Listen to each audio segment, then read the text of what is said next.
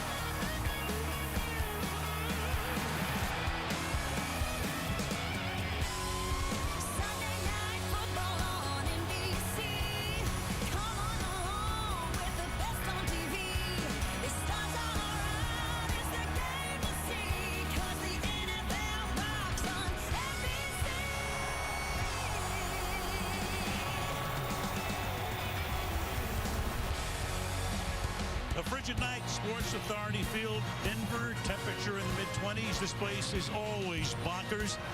No question it will be tonight. Into town comes Tom Brady having another MVP-type season.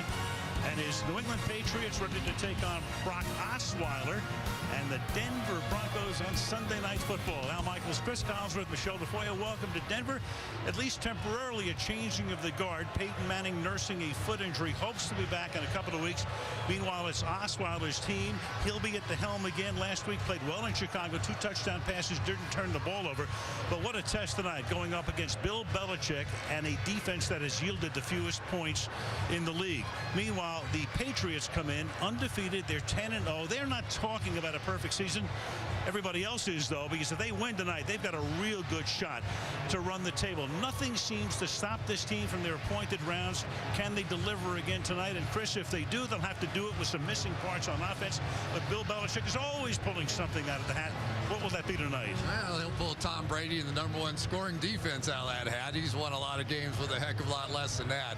But I think the key is going to be the play of their offensive line. They weren't very good a week ago. And anytime you play against a defense like that, you have to protect Tom Brady. They reshuffled up front. We'll see if it's any better. Now, you watched Osweiler play against Chicago last week. We saw him in practice. We talked to him the other day. Is he ready for prime time? I think he's ready for prime time. Is he ready for the undefeated world champions? That may be a different question, but he is the AFC Offensive Player of the Week, so not a bad start for him. But the show tonight is going to be this Denver defense that we saw shut down Aaron Rodgers and the Green Bay Packers just a couple of weeks ago, going against Tom Brady, who's having one of the best seasons of his entire career. Anytime you get the best against the best, it's going to be fantastic. Yeah, once again, we have one of those you don't want to miss it matchups. It's the Broncos and the Patriots on Sunday Night Football. Waiting all day for Sunday night. Forecast call for some snow, 1 to 3 inches, and here it is. It's come in over the last hour or so, temperature 26 degrees.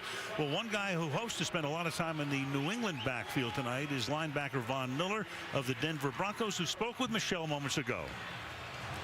Well, Von, your defense leads the NFL with 34 sacks. You have 6 of them, but Tom Brady gets rid of the ball quicker than any quarterback in the league. How do you make things uncomfortable for him tonight? I mean, we got the best secondary in the league. Hopefully they can, delay them up a little bit. I know they will. I know they'll be able to do it, and we'll be able to get there tonight. Your quarterback, Brock Osweiler, makes his 2nd career start. What has impressed you most about him since he stepped in for Peyton? Just his poise. Nothing is too big for him. He comes in every day with the same consistent mentality, and it's great for all of us. Good luck. Thank you. Yes, ma'am. Thank you. And Miller will be without his running mate, DeMarcus Ware, tonight. He is out with a back injury. Left guard Evan Mathis has an ankle injury. He will play, but Max Garcia will get the start. As for Peyton Manning, he is in the house. He'll be watching the game. He told me that at halftime, he'll be in the locker room helping out with adjustments. As for New England, Danny Amendola, Michael Williams, and linebacker Jamie Collins are all out tonight, Al. All right, thank you, Michelle. Also, of course, missing Julian Edelman with a broken foot. Division leaders, Patriots undefeated, big lead in the East. Since he won today, they're 9-2. Denver will go to 9-2 or 8-3. Will lead the West regardless. And Indianapolis wins today. They're 6-5 in the very tight AFC South. Snow coming down here in Denver, but the field is in good shape. It wasn't snowing during the warm-ups, so it's coming down now pretty good. As you can see, the wind is only at 4 miles an hour. Steven Gostowski will kick off. New England won the toss. As usual, they deferred.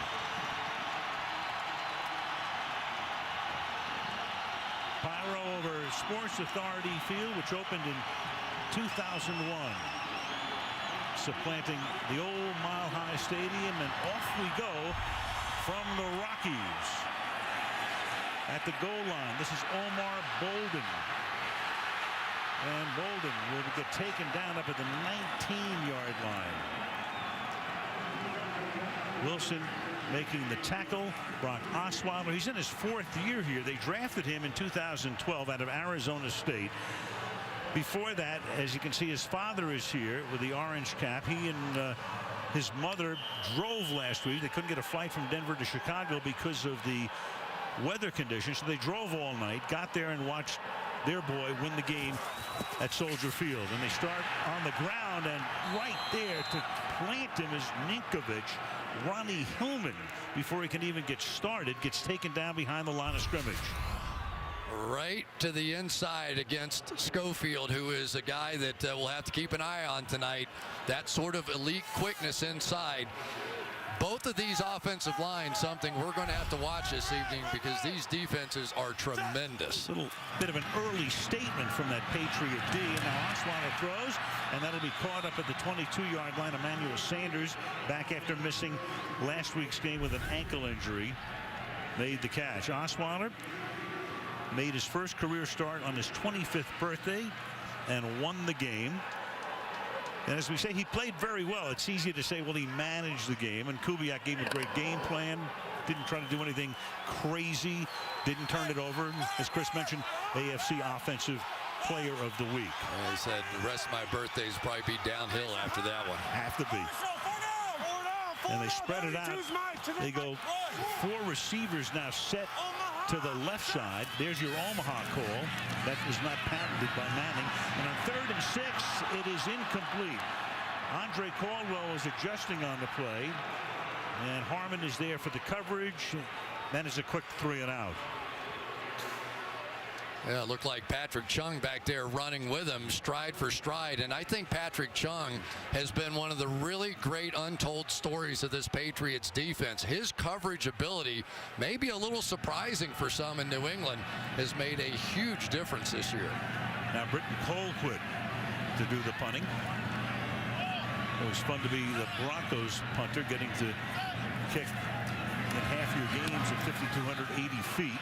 Chris Harper is back to receive, and it's a very short kick that doesn't even get into New England territory. So a bad start for the Broncos. Here come the Patriots on the plus side of the 50. Their start is here. Tom Brady, Michigan. LeGarrette Blunt, Taylor County High School. JoJo LaFell, LSU. Keyshawn Martin, Michigan State. Rob Gronkowski, Arizona. Scott Chandler, Iowa. Sebastian Ballmer, University of Houston. Shaq Mason, Georgia Tech. Brian Stork, Florida State. Josh Klein, Kent State. Marcus Cannon, Texas Christian University. Mixing and matching all season long up front. So a great start for the Patriots. They have the ball at the 47, and the pass is caught by Brandon LaFell, who gets ridden down by T.J. Ward after a gain of 4. Tom Brady, 25 or more touchdown passes, 11 seasons. We could show you 18 million things that he has done. 4 Super Bowl trophies. Maybe he wins another MVP. He and Cam Newton right now, right up at the top. 2nd down and 6. And he has to do it with a short deck with Amendola not here tonight. And Edelman won't be here for a few weeks. And that is caught by Gronkowski. And, of course, there's one guy he can always count on, and that's the first down of the game. Well, anytime you're going to get Rob Gronkowski on a linebacker, this time Brandon Marshall. Marshall, a very good inside backer, good coverage, but no match there. We'll see how many more times they're willing to go one-on-one. This is a bit of a man coverage team. We saw it against Green Bay. They're going to allow their corners, Chris Harris, Akeem Talib, Bradley Roby, all to play one-on-one on the outside. It's going to be up to those tight ends to make plays inside. That was a gain of 10. Brady with a good clean pocket, flips it to the outside. LaFell makes the catch and spins back. Forward progress will net him a first down before he's tackled at the 24-yard line by Chris Harris. Yeah, they understand that they're not going to have a lot of opportunities to win just one-on-one with their wide receivers outside. So what you'll see tonight, a lot of different little bunch and stack formations like that. They don't want these corners doing what they do best, which is coming down on the line of scrimmage, playing bump and run, and taking advantage of the receiver. Cameron Fleming is eligible, number 71. James White is in the backfield. He's the running back. And Brady will fire it to the outside, and that's caught by Gronk, breaking tackles, and New England has scored 3.5 minutes into the game. Per usual, the resounding spike by Gronkowski. That's 23 yards for the touchdown. And for Rob Gronkowski, it's his 9th touchdown catch of the season. Well, you're going to go one-on-one with Gronkowski, and you're going to pay a price for it here. Darian Stewart on the outside, just right there. Really didn't even make an effort. Then he shakes off T.J. Ward. You know, when you don't have some of the other weapons in there with Edelman out and Amendola out, I thought that Gronkowski was going to see all kinds of coverage. Not so far. Well, last week, Buffalo did a great job on him as he caught only 2 balls in New England's 7-point win at Foxborough. And Gostowski for the extra point. Perfect start for New England. They deferred. They stopped them on a 3-and-out, got the ball at the 48. In they go, and just like that, it's New England 7 and Denver nothing.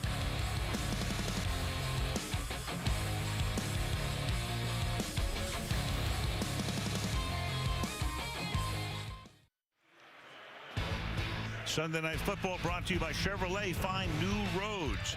By Verizon, better matters. By Walmart, share wonder every day. And by Star Wars, The Force Awakens, in theaters everywhere, December the 18th. Well, members of the Pats and the Broncos into the holiday spirit this past week. Bob Kraft, who's here tonight, of course, with Jonathan, accompanied by Chandler Jones. Back in New England, Broncos hosted 45 children from the Denver Boys and Girls Club at their annual Shop with the Bronco event. Patriots have the best record in the 4 major North American sports since Kraft took over. San Antonio Spurs of the NBA would be second. The Spurs were in town, beat the Nuggets on Friday night. And here are the Patriots tonight at Sports Authority Field as Omar Bolden takes a knee in the end zone. Let's take a look at the Denver offense. Brock Osweiler, Arizona State. Rodney Hillman, San Diego State. Demarius Thomas, Georgia Tech. Emmanuel Sanders, SMU. Owen Daniels, on Wisconsin. Vernon Davis, University of Maryland. Brian Harris, Our Lady, Notre Dame. Max Garcia, Florida. Matt Paradis, Boise State. Luis Vasquez, Texas Tech. Michael Schofield, Michigan. Evan Mathis shaken and not starting tonight, but available to play. The longtime guard formerly with Philadelphia, as Osweiler swings it out to the right side and trying to find some room. None there. Ronnie Hillman taken down by Dante Hightower. Well, there's no question without Jamie Collins in the lineup, it is going to be on Dante Hightower to be a force. And you talked to Matt Patricia, the defensive coordinator. He said, I'm trying to line him up in as many places as I possibly can. Jamie Collins was the guy that would handle the responsibility, covering the backs, covering the tight ends, a great blitzer. And now so much of that is falling onto Hightower. 2nd down and 10. from the 20-yard line. The receivers were set to the left, and that is Ronnie Hillman taken down by Branch. And let's take a look at that New England defense. Rob Ninkovich, Purdue. Alan Branch, University of Michigan. Malcolm Brown, Texas. Chandler Jones, Syracuse University. Gerard Mayo, Tennessee. Jonathan Franey, Rutgers. Dante Hightower, the University of Alabama. Malcolm Butler, West Alabama University. Patrick Chung, the Ducks. Devin McCourty, Rutgers. Logan Ryan, Rutgers. And the architect of that defense, Matt Patricia, has watched his team. They've been pretty healthy on the offensive side of the ball. A lot of injuries, a ton, and very significant ones. Defensively, they've been pretty healthy, except for the loss of Collins. On 3rd and 11, Osweiler trying to find some room, and he's going to be chased down and stopped by Rob Ninkovich. So the Denver Broncos have now run a total of 6 plays for 3 yards. Well, you'll see this from Brock Osweiler's perspective. Everybody's sprinting down the field, nothing there. And I think for Osweiler, he is going to have to get his nerves settled here early. I know that it's always tempting to take off and run with the football, but he's really going to have to start seeing this field here pretty quickly, because this is a fantastic defense from New England. It's making him look bad so far. Now Colquitt, whose last punt was 25 yards, something you almost never see in this ballpark. It's going a little bit better. Fielded at the 40-yard line. This is Chris Harper, and he'll get run out of bounds and in front of the New England bench at the 50-yard line. Pats with the ball and a 7-0 lead in Denver. Back in Denver, New England on its first drive. Brady 4 for 4 for 47 yards and a Gronkowski touchdown pass. Start this drive from the 49, and that pass is behind and then dropped. That is Scott Chandler, tight end, came over from Buffalo in the offseason to work the other side of the line with Gostowski. Really hasn't caught many balls this year, but Tom feels that he can really work him more into the lineup now, especially in the absence of a guy like Amendola, and with Edelman gone, of course. Yeah, and I'm sure Wade Phillips is going to try to begin to take away those easy throws from Tom Brady, because this pass rush is arguably the best in football right now. So you have to try and take away the quick stuff and force Tom to hold that ball. You saw those numbers, and those are stellar for Wade Phillips' defense. And then that pass is incomplete, intended for Chandler again. Let's take a look at that Bronco D. Derek Wolf, Cincinnati. Sylvester Williams, North Carolina. Malik Jackson, Tennessee. Paul Miller, Texas A&M. Brandon Marshall, Nevada. Danny Trevathan, Kentucky. Shaq Barrett, Colorado State. Akeem Talib, Kansas. TJ Ward, Oregon. Darian Stewart, South Carolina. Chris Harris Jr., Kansas Jayhawks. James White in the backfield now on 3rd and 10. White scored 2 touchdowns in the Monday Nighter, one on the ground and one in the air, and then the pass is caught on the outside, but a gain of only a couple there by Brandon Bolden. So that Bronco defense does its job here after yielding the touchdown on their first drive, 4th and 8. What a great play by Bradley Roby. He saw that thing early and did not hesitate. He shot right through the receiver to make a huge play, and that's more like it from the Denver defense standpoint. That first drive didn't look like anything they'd done all year. Omar Bolden is back to receive.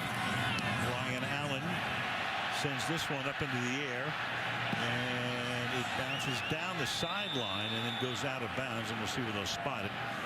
But Osweiler will start deep in his own territory.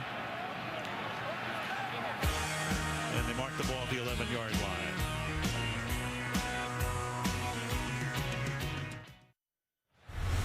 Well, Gary Kubiak comes to town. It's a different kind of offense. With Peyton Manning, he was only under center 15% of the time in the pistol or short shotgun, 35% half the time in the shotgun. Now with Osweiler, he's been under center 3/4 of the time. So people were talking about Kubiak comes in, could Peyton adjust to his offense? They kind of built a little bit of a hybrid. They were rolling, especially in that Green Bay game. But now with Osweiler, they're running more of what Gary has run through the years in Houston and Baltimore. But it's all predicated upon being able to run the football, and so far they haven't done that at all. They haven't gotten the first down yet, but C.J. Anderson says, let me try to take care of that. And he gets 9. Out to the 21-yard line. It'll be 2nd down and 1. Now that's what the stretch play is supposed to look like. They get everybody running horizontally. So here's everybody, the defense runs, and now the back can go back and with some cutback lanes here. That's what this offense is supposed to look like. You get that going, then you get the bootlegs, you get the play action. That's Gary Kubiak's offense. Now they have 3 tight ends in. Last week they used 2 tight ends on 2/3 of the plays. And trying to angle his way is C.J. Anderson for a 1st down, and appears to just have gotten it. You know, we talked about some of the reshuffled offensive line for the Patriots. Well, the same thing has really been true for the Denver Broncos as well. They have had to make some major changes. Ryan Harris, the left tackle, is their 3rd left tackle. Max Garcia playing tonight for Evan Mathis, who has the ankle issue. Play action, that buys a lot of time, and then the pass is taken in at the 35-yard line by Emmanuel Sanders. He gets whacked by McCourty and holds on. And that's a gain of 22 yards. A deep over route here by Sanders, but that was a rocket from Brock Osweiler. I mean, he reared back and threw that ball hard. It barely got a few yards off the ground, and Devin McCourty is probably one of the fastest guys playing the free safety position sideline to sideline, and not even he could get there on that one. Osweiler is 6 feet 8. Boot to the right side, and that'll be a 6-yard gain to the 49-yard line. Cody Latimer, 2nd-year guy drafted in the 2nd round last year from Indiana, scored a touchdown last week. Gain of 7, 2nd and 3. Isn't it amazing? You get this thing going. Now you come out this way with it, and this is full effect now. You have seen this before with the Baltimore Ravens and Joe Flacco. It's exactly what they did. And now Osweiler, with that basketball background of his, very comfortable throwing on the move.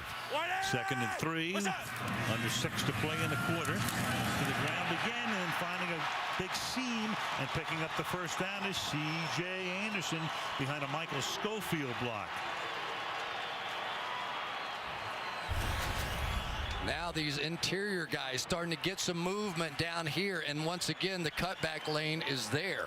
Nice job on the backside by Ryan Harris, cutting it off there to allow that cutback to happen. Now Ronnie Hillman comes in as the running back from the 41-yard line. They give it to Hillman going left, and Ronnie gets bottled up again. That is Alan Branch making the tackle at the line of scrimmage. It'll be 2nd down and 10. Yeah, and one of the weapons now that the Denver Broncos have at their disposal is Vernon Davis. This is the first time, yeah, it's one thing to go run Gary Kubiak's offense, but that was so dependent on having 2 tight ends that could get vertical down the field in a hurry. Now number 80, Vernon Davis, is a guy that gives them that additional threat along with Owen Daniels.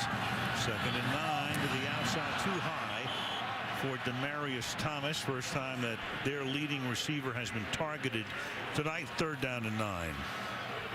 Yeah, Gary Kubiak's a guy that it was interesting to see how this team built this, wasn't it? It was some hybrid system that kind of made Peyton happy, and a little bit of that, and the pistol, and the whole bit.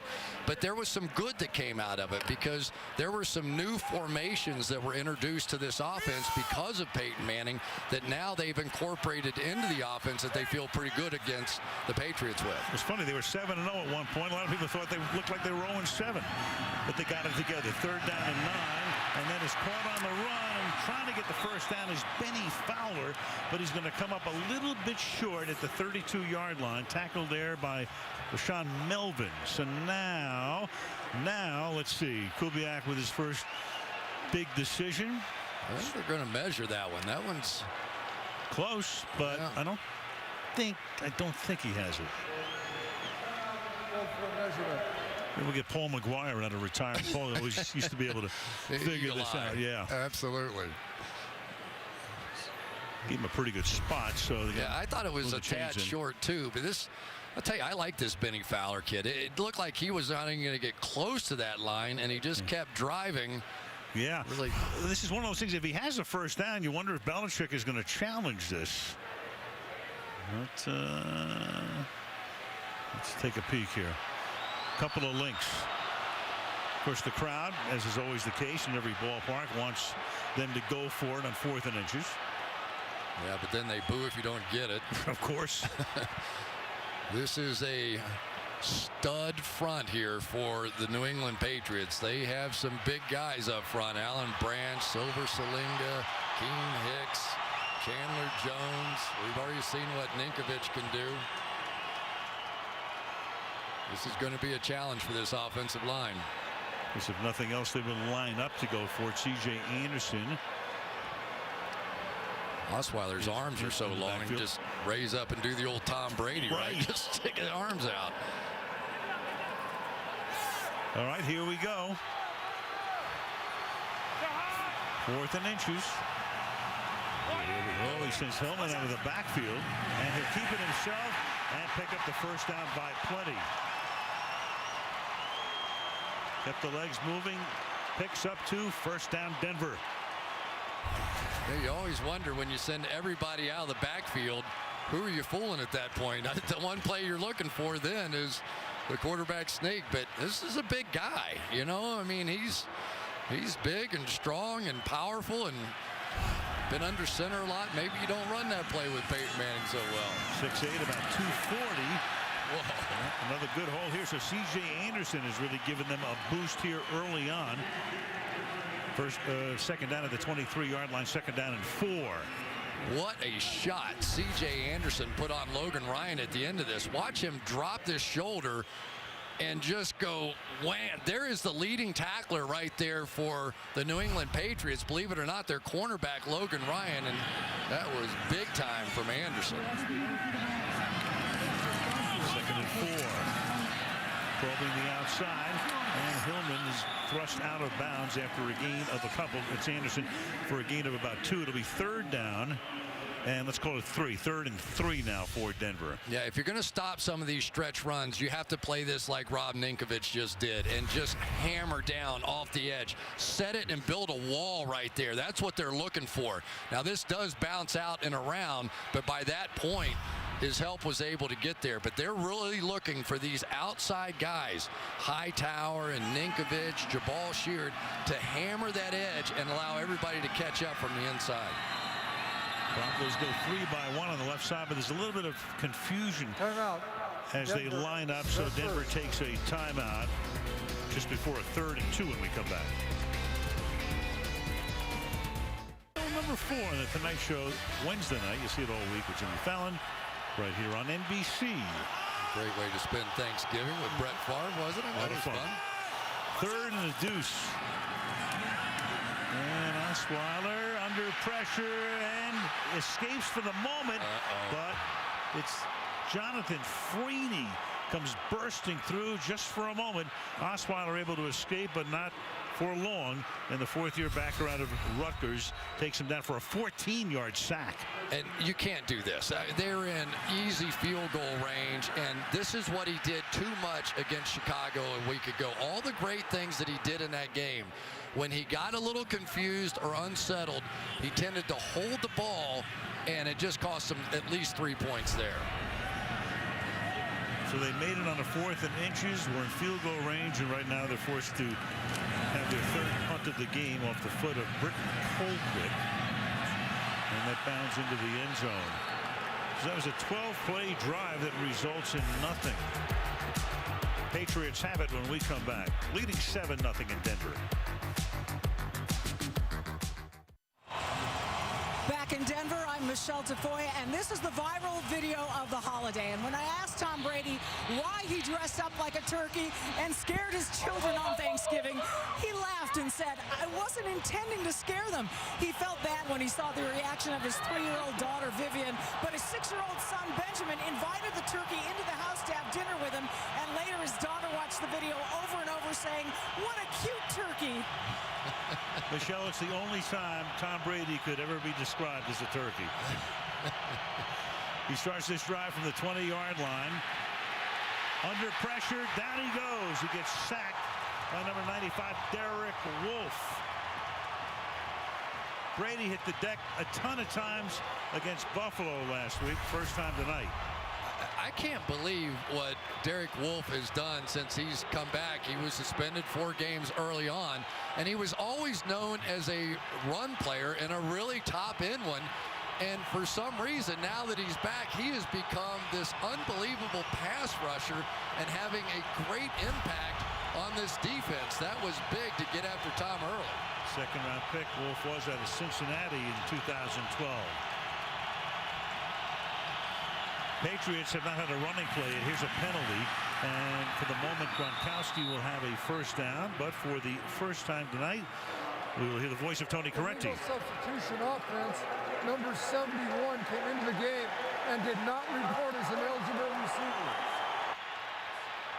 Well, he did not report, but you saw the other official come in and say maybe he did report. We've seen this happen before.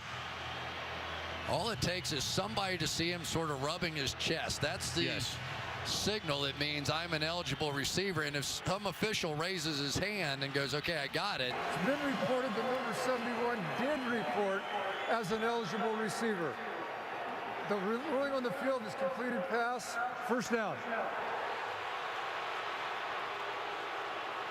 We have it, and you can take a look at it here. All right, here he comes in right there. Let's see if he's rubbing his chest. That's it. Absolutely, it was. No question.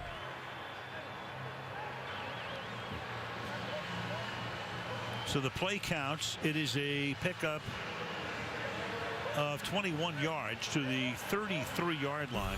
The Patriots have run 9 plays tonight.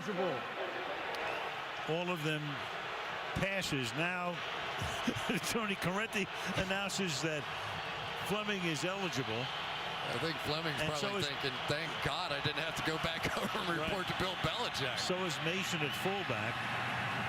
And this is a 2-yard gain. First time we've seen LeGarrette Blount, their leading rusher, carry the ball tonight. Their first rushing play, gain of 2, 2nd and 8. The Patriots this season almost 2/3 pass to run. It's the lowest running rate in team history. So Tom Brady, of course, has had that arm limbered all season long. Meanwhile, Sylvester Williams and Ward is down as well. There's the nose tackle, Sylvester Williams, who has to come off. T.J. Ward was also shaken on the play. Vance Walker comes in along the defensive front, and David Bruton comes in the secondary. So you got 2 starters out for the moment for the Broncos. Trey Jackson just bent Sylvester Williams back and ended up getting T.J. Ward as well. It was a 2-for-1 shot. So Brady goes 5 wide on 2nd down and 8. 4-man rush, caught over the middle on the run. That is Brandon Bolden taking it out to the 50-yard line, and that will probably take us to the end of the quarter unless Brady wants to hurry it up here. And indeed, we will move on to the second stanza. End of 1.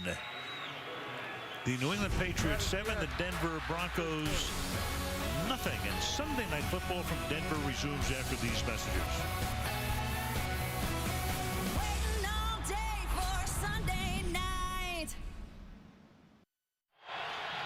Start the second quarter in Denver. Al Michaels, Cris Collinsworth, Michelle DeFoya. Sunday Night Football.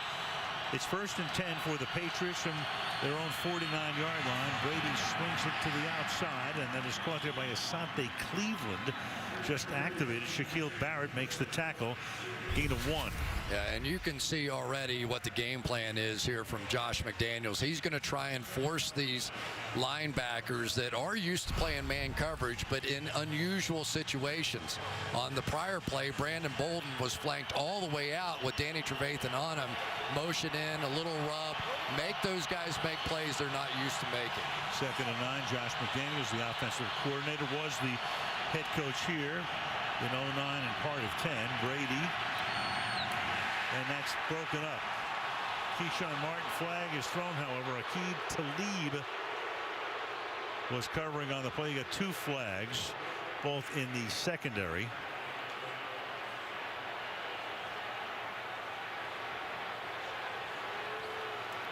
And Tony Correnti will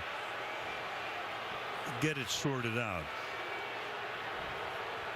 And that's Ward and Williams There are fouls both going against off. both teams that will offset. Pass interference, defense number 21. Pass interference, offense number 87, blocking downfield. These penalties will offset. Replay second down. It looked like Talib was pretty clean knocking the ball away. Maybe he hooked that back arm. Yeah, you can see it right there as he tried to grab the backside arm there. And here's Gronkowski, just comes off and sort of plows right into Brandon Marshall, and they got him for that one. So that makes it 2nd down and 9 at the 50-yard line.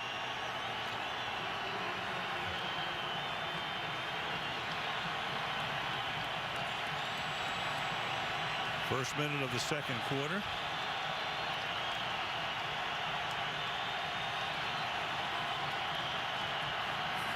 And Brady surveying, sliding to his left, throws, and that's incomplete. You know, you look at the Patriots and everybody's going, what are they going to do? You got Edelman is hurt. That's a big blow. If Amendola, he's gone, at least for tonight. But you keep forgetting you got Gronkowski. LaFell's pretty good too, and you can still throw to the running backs, and they just figure out a way to beat you. And you got number 12 back there, so that's not a bad place to start. But we just saw it there again, that they are not going to let Gronkowski get the one-on-one that he got on that first drive. I'm not sure why that happened on that first drive, but I'd be surprised if that happens much more this game. They were pretty stunning. 3rd and 9, and Brady fires, and that is hauled in by Keyshawn Martin, but he looks at the sticks and he is close to a first down. Let's see if they give it to him. Nope, he's going to be about a yard short. So Martin, who started the season with the Houston Texans, and tonight would be Brady's number 2 wide receiver, comes up a little bit short 4th down, and Allen is into punt. But he is their number 1 slot guy tonight, so he really takes the job of Amendola and Edelman inside. He's going to have to make big plays. Omar Bolden is back. Flag is thrown, and that bounds into the end zone.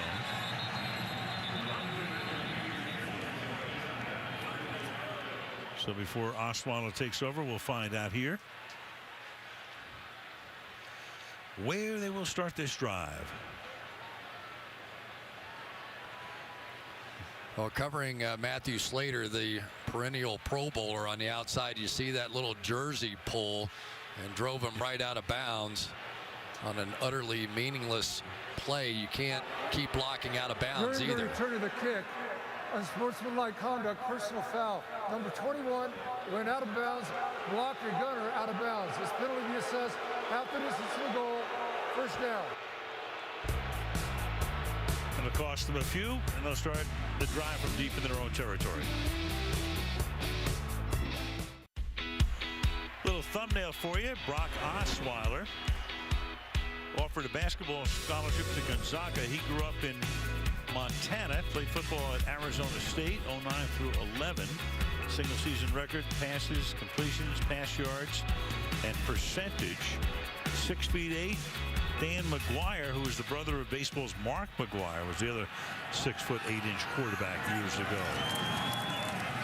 And Osweiler starts from the 10-yard line after the penalty. Vernon Davis gained a 5. Osweiler, he had to pick between football and basketball. He loved football more. He was offered scholarships to Stanford. Jim Harbaugh recruited him. Arizona State and Florida State. He picked Arizona State because his parents loved to see him play, go to every game. There they are. And there was a nonstop flight in those years between Kalispell, Montana, and Phoenix to make it easier for them to get there. Nobody can understand that logic more than you and me. You bet. No, you don't want to make any connections. He is an entertaining guy. Gary Kubiak asked him to give a speech to the team. He said, I've been on the team for 4 years. The long snapper had given a speech, and I still hadn't. He was honored to do it. He said, I really appreciate that 5 minutes that he gave me to think about it beforehand. And everybody said he was a cool customer, entertained him, and gave him great confidence going into that Chicago game. If you're around him, it's not too big for him. No, for sure. 3rd down and 4 from the 16-yard line. with clean pocket, but then somehow it gets batted up in the air and picked off at the 20-yard line. So the 6'8" quarterback has it batted at the line of scrimmage, and New England takes over at the 20-yard line. Chandler Jones got his hand on it.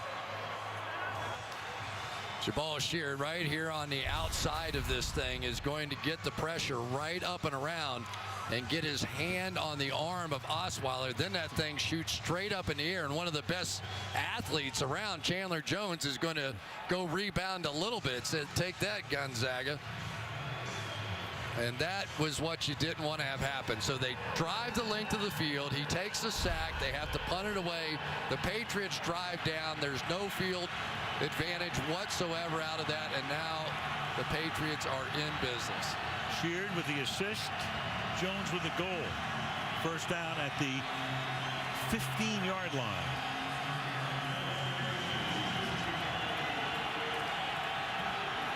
White and Bolden flank Brady in the backfield.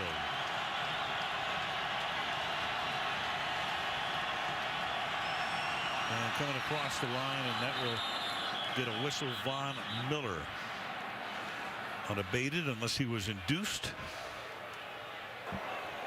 Neutral zone infraction, unabated to the quarterback. Defense number 58. 5-yard penalty remains. First down. Let's go to Michelle. Well, TJ Ward and Sylvester Williams, you saw them both leave the field on a cart. Both are questionable with ankle injuries. They are in the x-ray room. Sylvester Williams has had his done. Ward just went in, so we'll get the results as soon as we can, Al. All right, Michelle, 2 starters missing, and of course they're minus DeMarcus Ware with a back injury, and he's missing his 4th game in 6 weeks. Through the middle on a first and short goes James White. That'll make it second down and 4. You know, a lot of new looks on this offensive line. They were not good a week ago, so now they bring Sebastian Vollmer, who usually plays right tackle, to left tackle. They put Marcus Cannon, who had struggled with that right big toe of his, from right tackle to left tackle, so there wouldn't be as much pressure on that toe. We watched the tape. He barely would put that right foot in the ground, and it really hurt him playing left tackle last week. Looks much better now on the right side.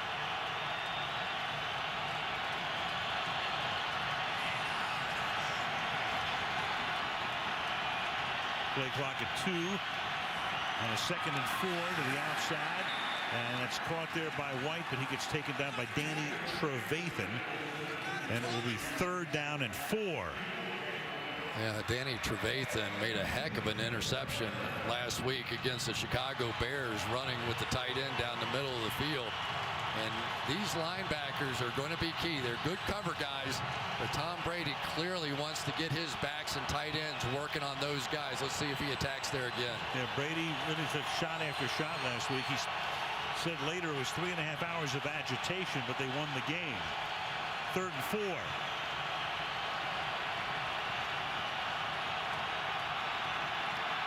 Clean pocket, and then free for the touchdown is Chandler, Scott Chandler. So Tom Brady able to exploit the weaknesses in that secondary. Ward out, Chandler is able to get free, touchdown New England. And there's Bruton, the replacement for TJ Ward. That was just a 2-deep zone defense, not contact, not allowing Chandler to get outside of him. Should have been Von Miller, who probably has absolutely no experience doing that. When he allowed that outside release, it was just pitch and catch for Tom Brady. The former Buffalo Bill with his 3rd touchdown catch as a Patriot. So both New England touchdowns tonight scored by the tight ends. The interception sets it up. Gostowski for the extra point, and with 10:40 to go in the opening half, New England out on the road in the altitude. There's the pick, 14-0.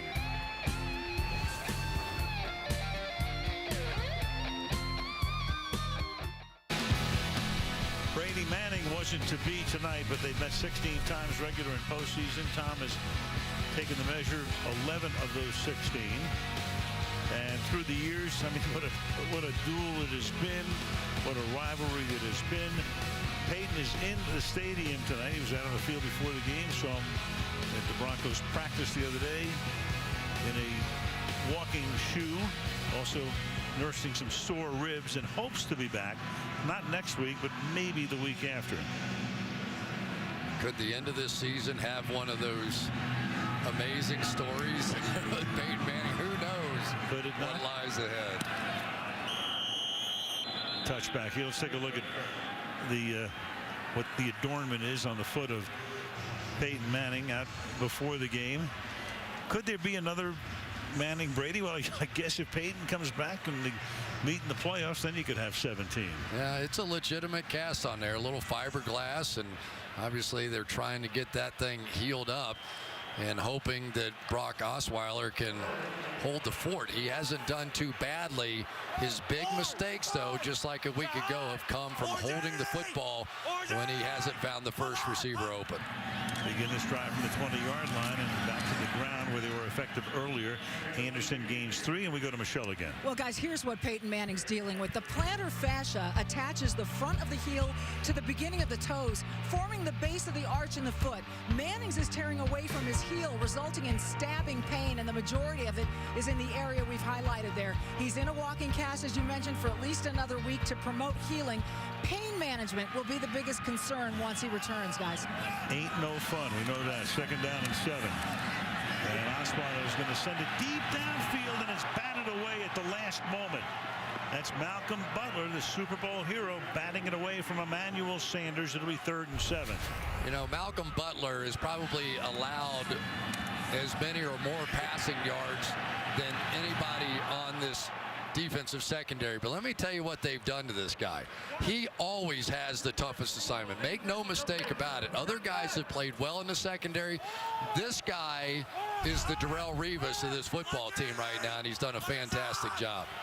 Meanwhile, Demaryius Thomas has been quiet tonight. He's only been targeted 1 time. 3rd and 7. And Osweiler will throw. And that'll be caught, but well short of the first play. Anderson, well, he has other ideas. And he's able to pick up a couple of more, but still shy of the 1st down, and another Denver punt upcoming. Really nice hustle that time by the Patriots defense. It looked like Patrick Chung was going to have him wrapped up, and then he escapes and would have picked up the 1st down if the rest of the defense had not been hustling. You'll see Rob Ninkovich flying over here. Chung gets the first shot. A little stiff arm, you get off of me, but luckily Ninkovich was hustling and made the play. 4th punt of the game for Britton Colquitt.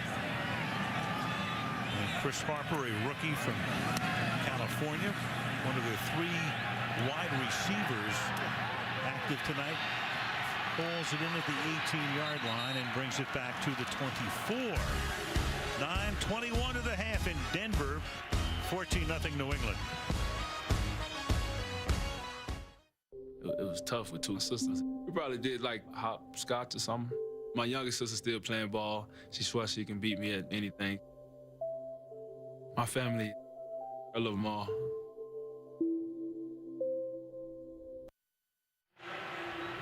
Former Broncos head coach Josh McDaniels has come up with a good plan here tonight. They are putting these linebackers in difficult coverage situations that they may not be used to being in.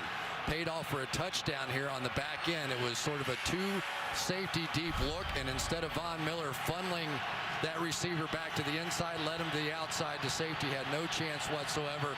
Mistakes made, maybe in part to the fact that T.J. Ward out of the game now. From the 24-yard line, Brady fires it incomplete.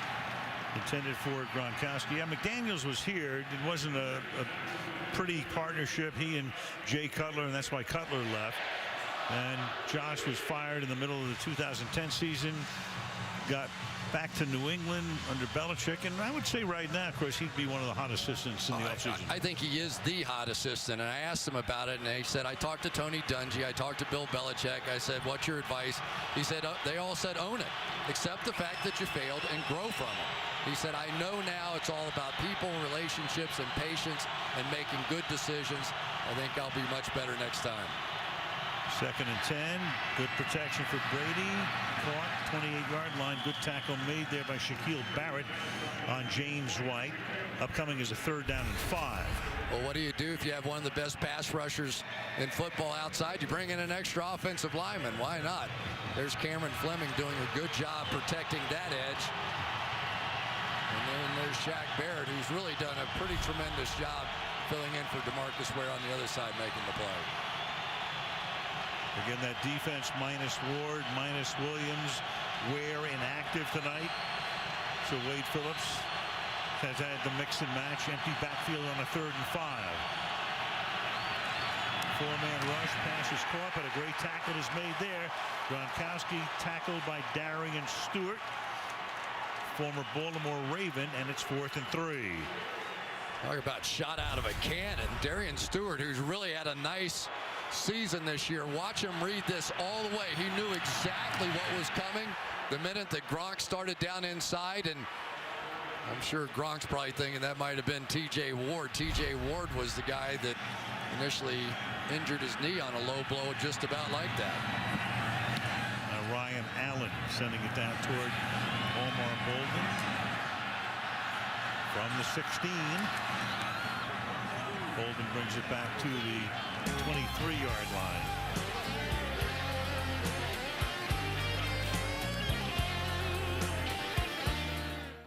For those guys pushing those things, that's the way I skate too.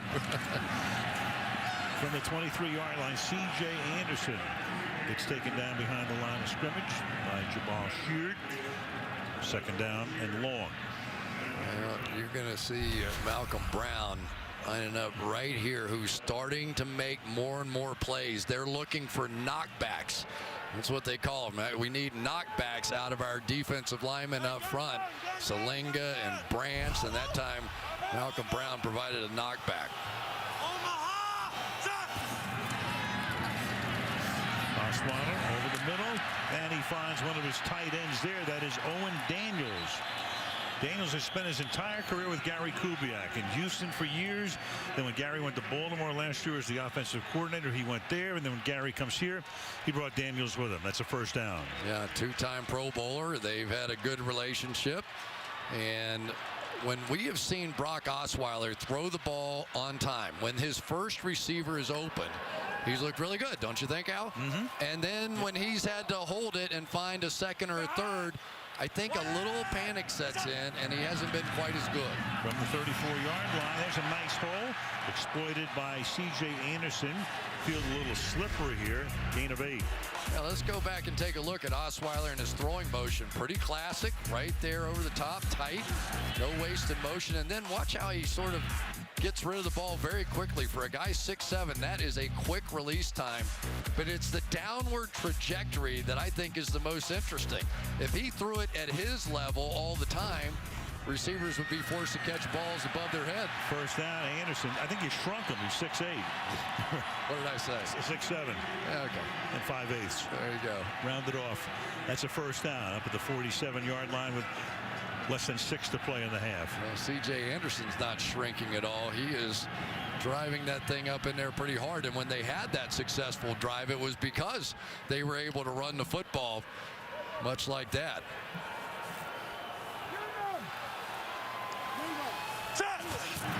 14 runs, 14 passes thus far for Denver.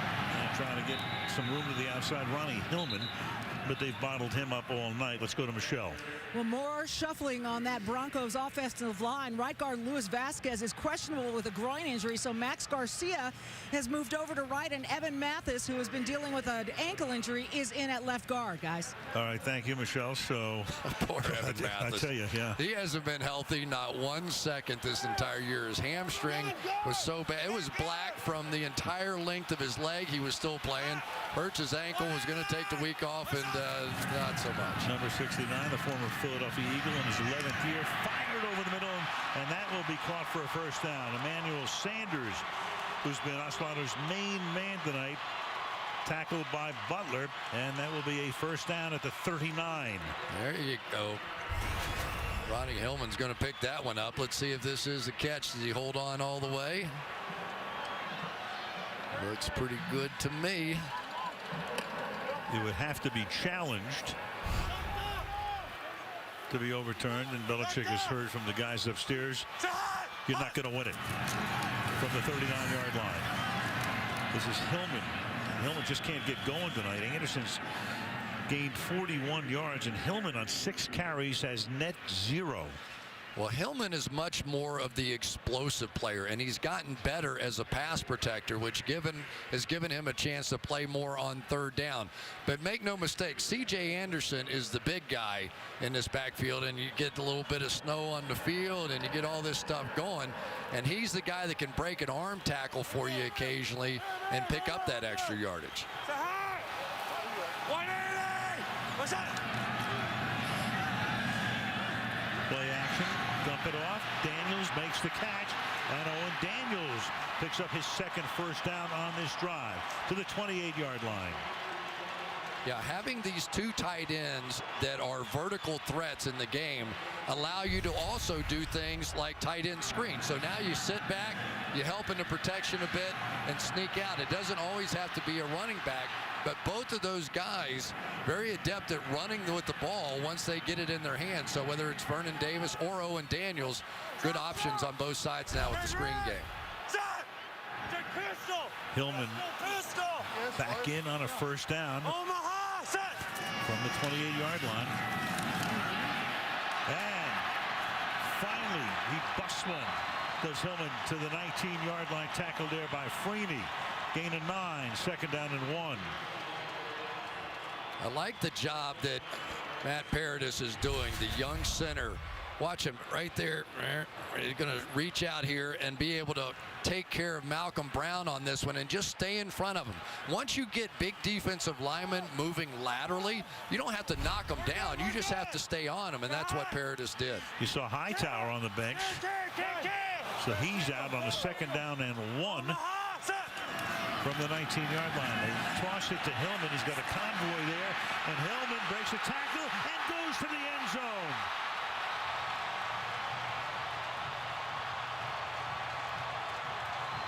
Broke away from Gerard Mayo and Ronnie Hillman, who'd been bottled up with 2 good runs back-to-back to make it a 1-possession game. 19 yards for the TD. There you go. We talked about these tight ends. Watch Vernon Davis, the 2 wideouts on the outside. Benny Fowler and Cody Latimer, good blocks too. But it was Vernon Davis able to seal out on the outside. And there goes the explosiveness of Hillman. Let's see if we got a little hold there, maybe a little bit by Fowler, but they were kind of grabbing each other's jerseys, weren't they? Now Brandon McManus for the extra point. And Denver with a much-needed drive, as New England will get the ball, and then they will get the ball to start the 2nd half. 2:07 to go to the half. 14-7 Patriots.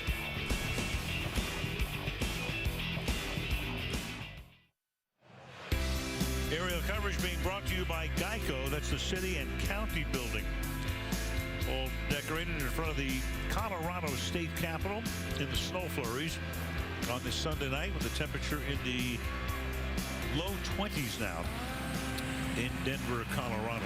It's like a snow globe. It does.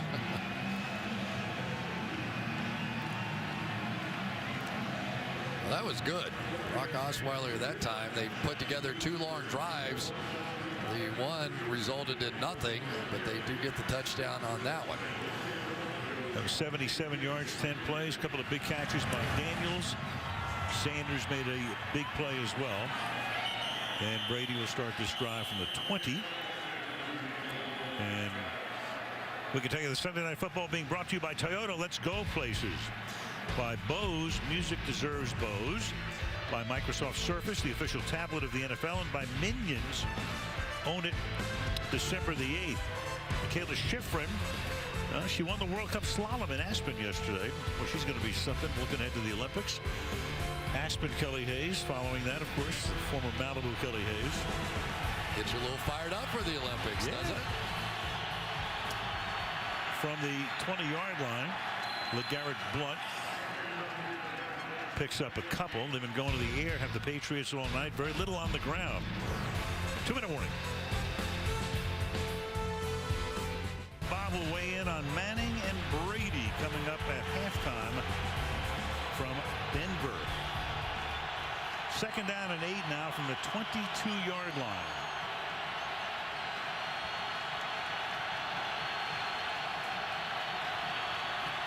Keep it on the ground. LeGarrette Blount. And he fights his way for a first down to the 31-yard line. Patriots have only run the ball 4 times on 22 plays in this half. Yeah, they keep after it there.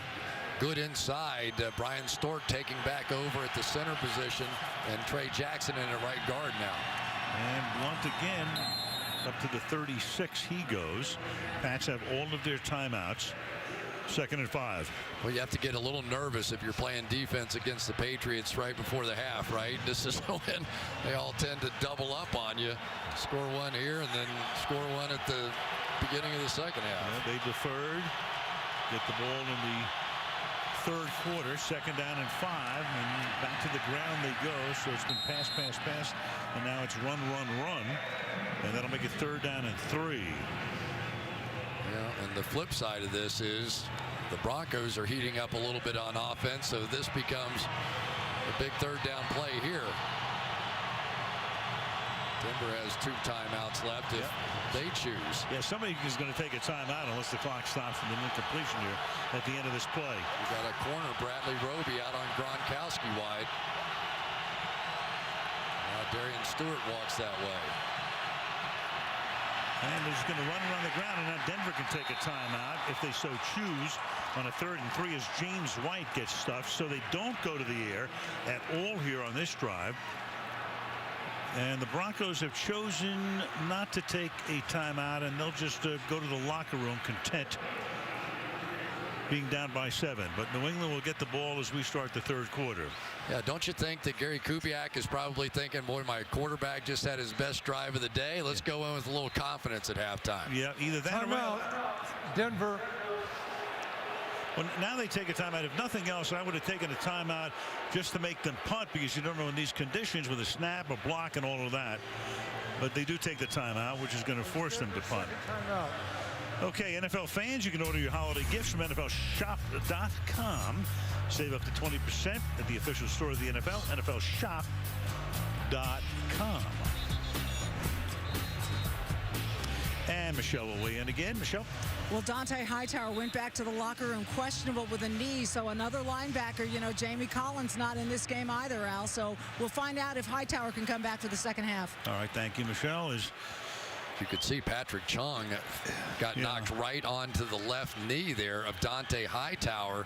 And those are arguably 2 of the best players on this entire football team. Have to throw Chandler Jones and timeout. A few other guys into that mix. But they're first. And New England takes a timeout.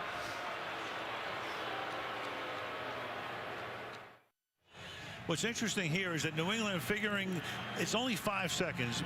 Denver waited for the timeout. Instead of punting, why not have Brady take one shot at the end zone? Or just take it and throw it straight up in the air and let the clock run out. Right. There you go. Or throw it out of bounds. Right. That's it. There's your 5 seconds. There you go. And that'll kill the clock. So they didn't want to punt. And it's a 1-possession game. It's 14-7. That's our halftime score.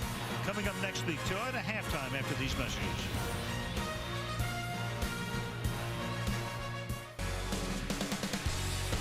Snowy night, Denver, Colorado. Temperature in the low 20s. Back we come to Sports Authority Field. The buzz tonight, Tom Brady. The 106 yards and 2 passing touchdowns, both to his tight end, Brock Osweiler, 87 yards through the air. Gronk, 63rd career TD catch, 3rd most by a tight end in history. And Demaryius Thomas has not only not caught a pass tonight, he has not been targeted more than 1 time. It was surprising. We'll see what happens in the second act here. New England gets the ball at the 20-yard line. And we go to Michelle. Well, we talked about the 3 Denver injuries in the first half. Nose tackle Sylvester Williams, safety TJ Ward, and right guard Luis Vasquez. I talked to Gary Kubiak. He said it doesn't look good for any of the 3. Nothing official yet, but he's happy with the way his team is adjusted, and he said we're just going to have to continue to adjust. As for Patriots linebacker Dante Hightower, again, nothing official. He is back on the sidelines wearing a sleeve over that left knee, guys. All right, thank you, Michelle. And they have done a good job adjusting on that defensive side. 24 degrees now. Already had some snow. Could be as many as 3 inches before it's said and done as LeGarrette Blount plows ahead for a gain of 1, making it 2nd down and 9. It was interesting, didn't you think, the comments that Tom Brady gave us when we were meeting with him? He said, you know, for the first time in my entire career, I feel really solid. I'm like, what? You know, he thinks he sees all the reads, all the defenses, all the looks. Here's a guy who was the NFL MVP twice, Super Bowl MVP 3 times, and just now he's starting to feel solid back there. He said locked in, as if he hasn't been for 15 years. 2nd and 9 from the 21-yard line.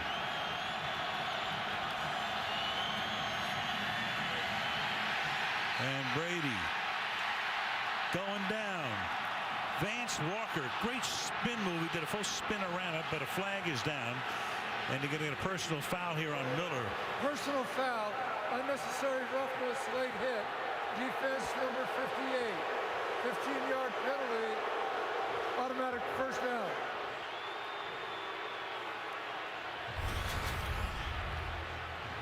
Oh, boy, if you're a Broncos fan, here comes Von Miller all the way around. He's going to fall on his back. First one, fine. Second one, the penalty.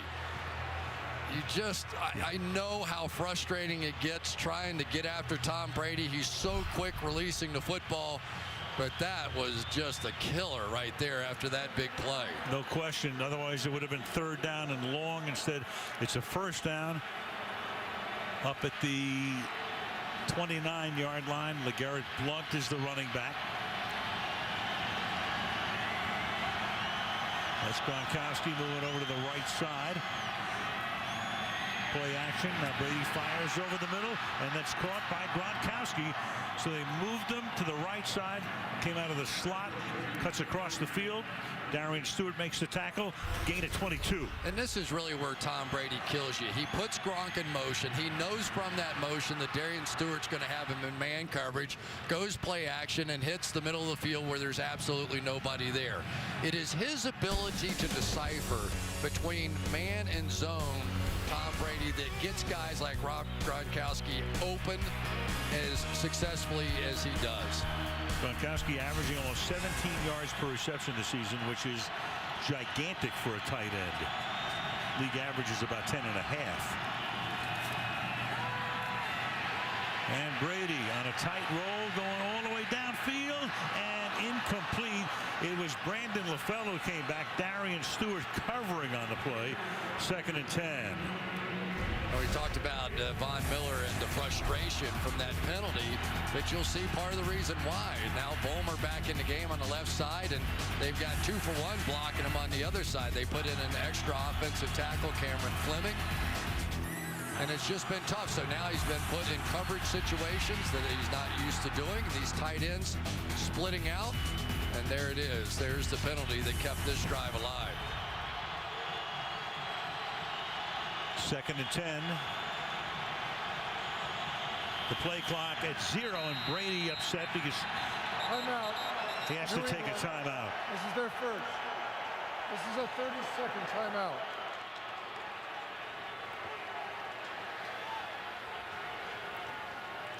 Brady, well, he spent 3.5 hours of agitation the other night trying to get the timeout here, and he does, and well, that's Tom. Yeah, well, you know, it's a different look. I mean, this offensive line from the beginning of the year has been shuffled and shuffled again. Brian Stork's been back a few weeks. He was on that concussion IR to start the season. He was their center a year ago. It's been David Andrews. They just keep flip-flopping around, but this is really the first time they've been healthy up front, but they haven't played a lot of football together. They really haven't. This group, I think, is the one they hope settles in here, but they haven't played a lot together. 2nd and 10 from the 49.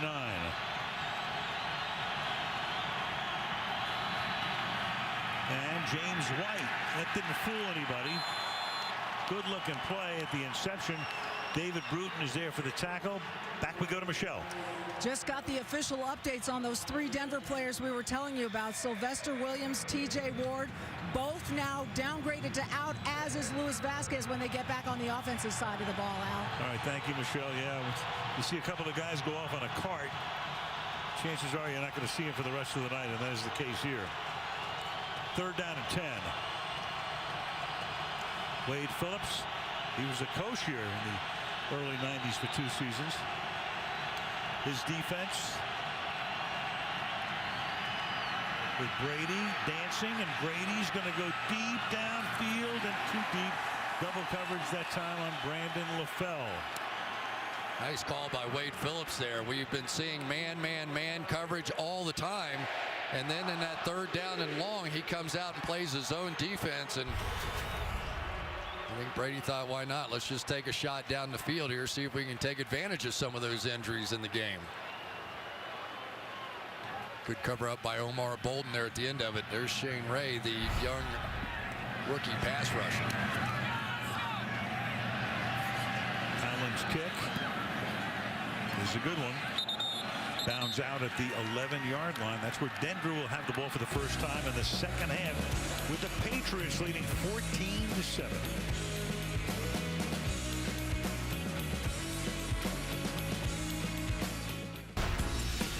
Patriots are 10-0. Brady, it's the second time he's had a 10-0 team. Peyton's had 2 of them in 05 and 09 in Indianapolis. As far as coaches are concerned, Belichick's now done it twice. Shula did it in 72 and went all the way. That was the perfect season. And again in 84.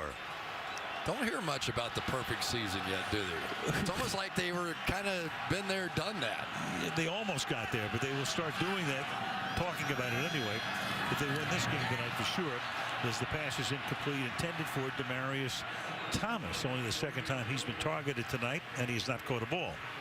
Yeah, and that's just strictly a timing issue. You can't get an easier route than that. You know, when it's a zone defense, your guy's going to go out and turn out. Osweiler thought he was going to go a little sharper to the out. Instead, he just turned around. And that's just not playing together. On a 2nd down and 10 from the 11. Ronnie Hillman.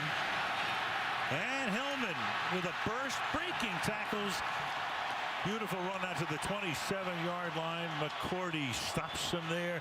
He got 16 on the play. We talked about Max Garcia a little bit. Now, he has struggled a little bit with his pass blocking this year, but he is a devastating run blocker. We saw him come in the Cleveland game for Evan Mathis a little bit, and immediately there was an uptick in the run game. Maybe it's happening again in this one. From the 26-yard line, Hillman again. Ronnie tries to cut it back, but he's met right there. Malcolm Brown in on the stop. Short gain, 2nd and 8. Yeah, really nice job by Chandler Jones on that one, setting that hard edge, as they say.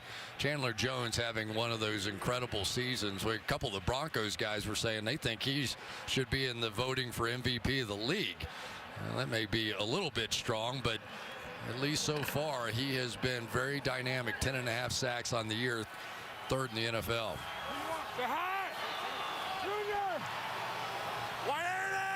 C.J. Anderson back in. Blitz coming, and Osweiler steps away and then throws a little bit too high.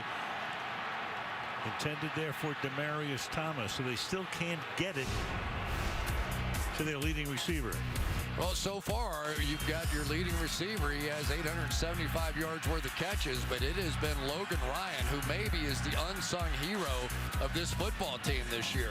Ryan already has 4 interceptions on the year and basically has taken Demaryius Thomas out of the game. So 3rd down and 8 from the 27-yard line, early 3rd quarter. Patriots trying to go to 11-0. Denver trying to go to 9-2. And to the outside, and that's caught by Anderson. And before he goes down, he picks up the first down, and a flag is thrown as Tavon Wilson grabbed him around the neck. So this should tack on 15 more. Tavon Wilson knew he was in trouble. Personal foul, grabbing the face mask. Defense number 51.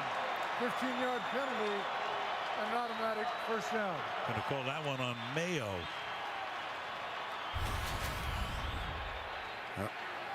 He said 51. I think he meant Tavon Wilson. Yeah, right out here in the flat. And it was when Wilson tried to get over the top of those receivers coming down to the inside, and really no question about the call.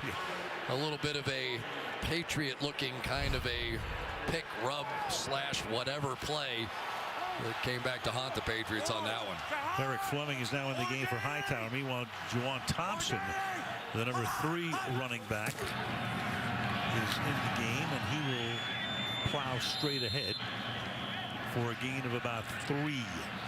And they're in on the tackle, a guy who's becoming more and more significant now, Jonathan Franey, the inside linebacker, picked him up from the Dolphins. He is very run specific to this defense, but as Jamie Collins goes out injured and Hightower now is banged up, it is really on him, and Gerard Mayo now is going to have to fill that role as well.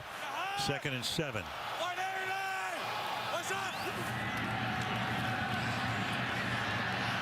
Osweiler, and he's going to go down, so he's trying to move up in the pocket, and Malcolm Brown, their number 1 draft choice out of Texas, will get the sack. 3rd down.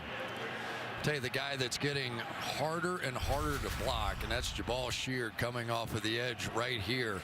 He's going to go right through Schofield. Now, he's not going to get credit for that sack, but he and Chandler Jones forced Osweiler to step up so quickly. There it was for Malcolm Brown, I believe it was, to make the sack. 3-yard sack. It's going to be 3rd down and 10. Ball at the 46-yard line. And Osweiler fires over the middle. It's caught. Emmanuel Sanders. Another big catch for number 10, who missed last week's game, came back from an ankle injury. That was a 3rd and 10, first down, gain of 21. And let's give some credit to Sanders on this one. This one, you know you're going to take a shot. He said, I'm okay with it. It's 3rd down. Just throw it in here, big guy. And that was well read. He had to wait for that backside window to pop open. Huge conversion right there to now get him down in field goal range.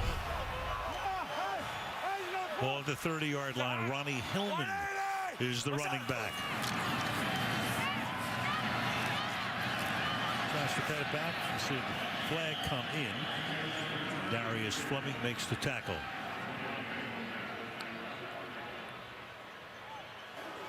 Holding, offense number 69. 10-yard penalty. Replay, first down. Well, let's take a look at that one. I thought Matt Paradis helped Evan Mathis and knocked. Let's see if Paradis comes over here to help Evan Mathis and basically forces him to the ground. Sometimes it can be deceiving when a guy has his hands inside like that, and I think the help had a lot to do. You see that hooked underneath that left shoulder pad, though. I think that's what they called.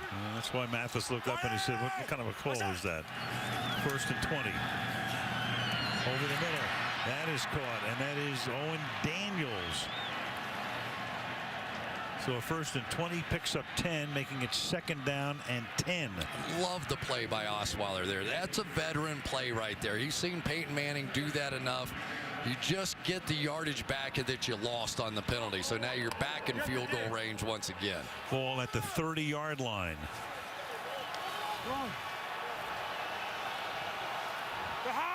Yard line's getting obscured. Snowed since the beginning of the game. Osweiler was able to step away, then throw, and that's knocked away. Incomplete. Intended for Logan Ryan. Trying to get it to Thomas. Couldn't again. 3rd and 10.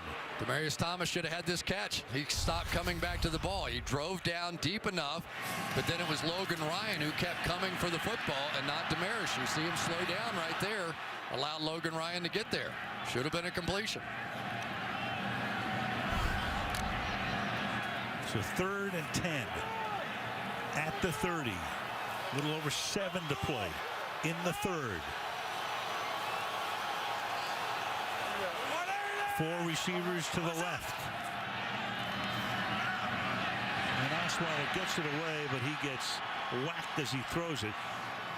Chandler Jones and Jabal Sheard came in, and now you got about a 48-yard attempt, which normally would be pretty easy, but of course in these conditions nothing is that easy. Jonathan Freeney, a little delay blitz, and then he's going to come shooting inside here. Osweiler saw it at the last second and really makes a great play. That was a play he took a sack on a week ago. He's learning. Spotted at the 30 at a 48-yard attempt for Brandon McManus, who's missed only one field goal this season, that a 52-yarder at Cleveland. And he's missed his second. So again, under the circumstances, anything but easy. New England's going to get the ball at the 38-yard line with 6:57 to go in the third in Denver, and the Patriots on top 14-7.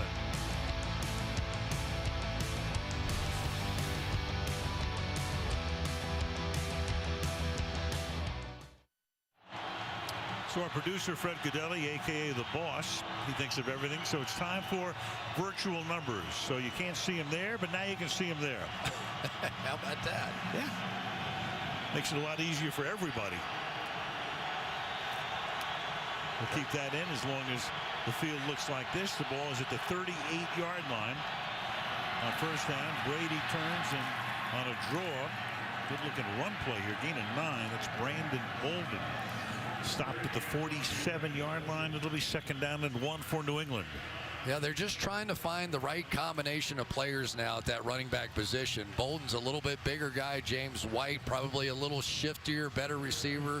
Like Garrett Blunt, sort of the closer, the hammer maybe in the fourth quarter. But they're still trying to replace Dion Lewis. It has not been easy. Down for the year, and what a tackle there by Derek Wolfe. Comes in again and bursts through to take Bolden down behind the line of scrimmage. I'll tell you what, Derek Wolfe is having a monster return to football after that suspension. We have seen him all over the place, and Josh Klein, to this point, for my money, has been their best offensive lineman, and he's now made a couple of plays against him. Loss of 1, 3rd and 2.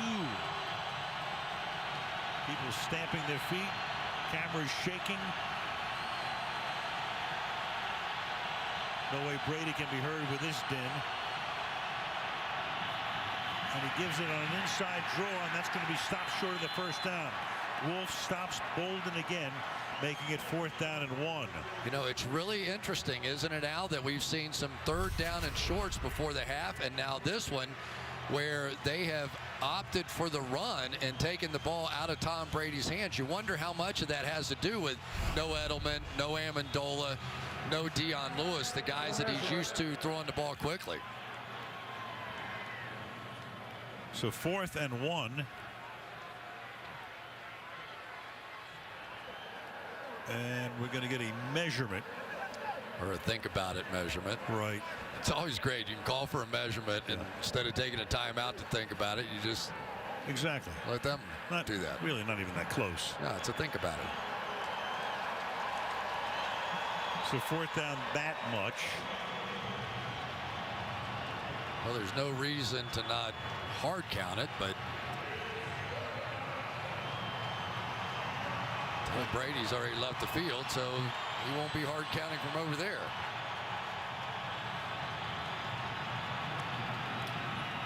This will be Allen's 5th punt of the game. He's had a pretty good night. He's averaging 43 in these conditions. Try to put it out inside the 20-yard line if he can.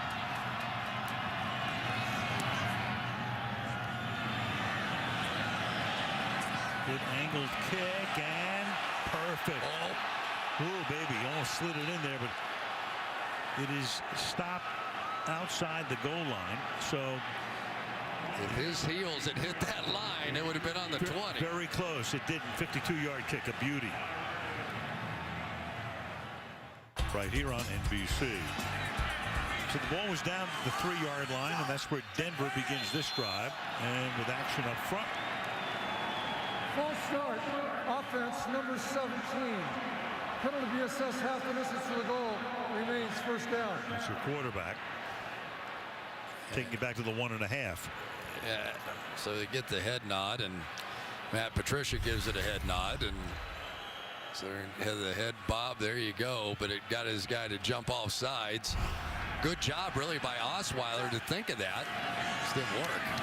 Oh boy, he's fortunate as C.J. Anderson to get out of there on this slippery surface. Branch is there for the tackle. 2nd and 11 upcoming. And we're seeing now that it is going to be a bigger and bigger responsibility throughout this game. And Gerard Mayo, he is going to have to fill in at least for this game now. And here's a guy just barely a year removed from knee surgery. He's been playing a little bit more all the time, but now he's going to have to take on a full-time role. Osweiler over the middle, let by some breathing room. C.J. Anderson makes the catch out to the 6-yard line. 3rd down and 7. At least on a punt, they won't have to punt from the back of the end zone. Now, maybe. What we've seen is that some of those inside runs have done well, but the one home run that they hit in this game was when Ronnie Hillman went around the edge with a couple of wide receivers flanked out and something that looked just about like this on the right side over here. That was their touchdown play. And that is juggled and not caught. Demaryius Thomas again has not collected anything tonight. Ryan with the coverage. 4th down. It's the toughest play in football right there. You got to slant underneath you. You got to run underneath the receiver. And I just don't think Thomas ever quite got a grip. Was helped by Logan Ryan's hand being in there to strip it away. But that was a big, big play in the ball game right there on 3rd down. And now Colquitt to put it in the air. Chris Harper stands back at the 50-yard line. Good kick. And that will bound to a stop at about the 35-yard line. And that's what they needed to get out of trouble. A 59-yard boot.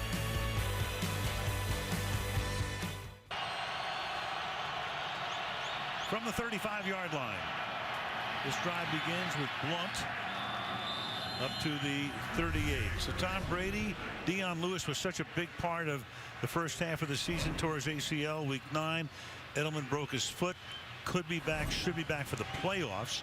Amendola sprained his knee last week, and he didn't even make the trip. Might play next week. We'll see when they meet Philadelphia. He's not only a great receiver, but the leading punt returner in the league. 2nd and 7. And that's caught by Scott Chandler. So Tom Brady, you think about it, he's seen everything. I love the way he said he's like almost at the top of his. Maybe he is. He wants to play till he's 45.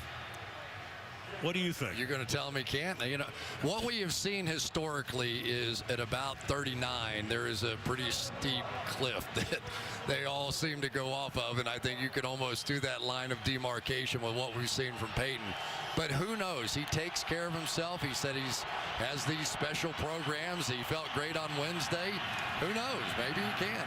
I'd be all right with me. I enjoy watching him play. That's why Jack Benny never went over the cliff. Here's LeGarrette Blount for a gain of about 3. You know, you showed that graphic, though, and I find it interesting. It's one of the unusual parts of the Patriots, in my opinion, is that this team really never had elite speed. They just don't on this offense. What they have is elite quickness. Unfortunately, the elite quickness is now injured. It's Amendola, it's Edelman, and Dion Lewis. 2nd and 8. From the 48, under 2 minutes to play in the 3rd quarter. Brady stepping up, fires on the run and incomplete. Intended for Gronkowski.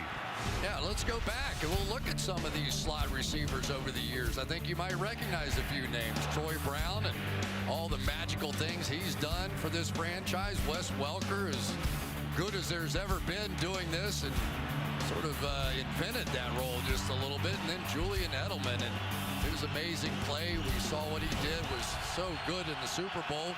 And now all those easy first downs are no longer there for Tom Brady. 3rd and 8. And he floats one down the sideline and almost intercepted. Intended for Chandler. That was Talib reaching for it. But the field is really coming into play on almost everything right now. Keep Talib with a nice recovery there. He had to, I think this is him right out here. He's got to hustle his way out there. They had an adjustment, and he just took off and ran. And lucky for him, he got his head around there, or that could have been one of those cutoff pass interference calls. This defense has played really well since the first quarter. Especially with the losses of Ward and Williams, two key guys. And that is a very short punt off the foot of Allen. And no call. He's looking for a running into the kicker from Todd Davis and will not get it. 34 yards. From the 18-yard line now. Play action starts this drive. Pass caught. Vernon Davis came over from the 49ers about 3 or 4 weeks ago. Longtime 49ers tight end. Makes the catch here. That's a gain of 6 yards, 2nd and 4. Yeah, and it's a good idea to get him going. Here's a guy that has big play, explosive ability. And sometimes as a receiver, if you can just get your hands on the ball, it gets you back in the flow of the game. Maybe we can get to some of those vertical threats now that the snow is going to slow down this pass rush. 2 catches for Davis tonight. Caught 6 last week in Chicago. There goes Ronnie Hillman. And he loses the ball, but alertly the Broncos are able to recover. So Hillman coughed it up, and then Garcia winds up recovering it to save the day, at least for the moment. It'll be 3rd down. Yeah, it looked like Chandler Jones there able to get off the block of Mathis and get his hands on that one. Going to come from the inside here and strip that ball out, and that might have been game, set, and match if the Patriots jumped on that one. Loss of 2 at the end of the day on that play. It's 3rd down and 8 now from the 20-yard line. Final half minute of the 3rd quarter. Osweiler fires over the middle, and that's batted away.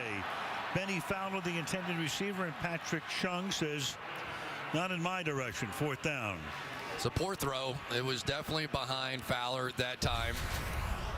There was some space in front and just thrown behind. They should have been able to pick up that 1st down.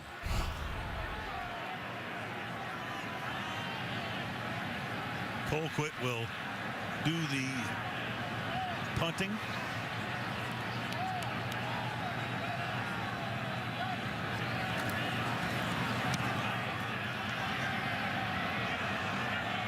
That's Chung is going to pull in at the 31-yard line and get tackled up at the 35-yard line. 7 seconds remaining in the 3rd. So you've got the Panthers at 11-0.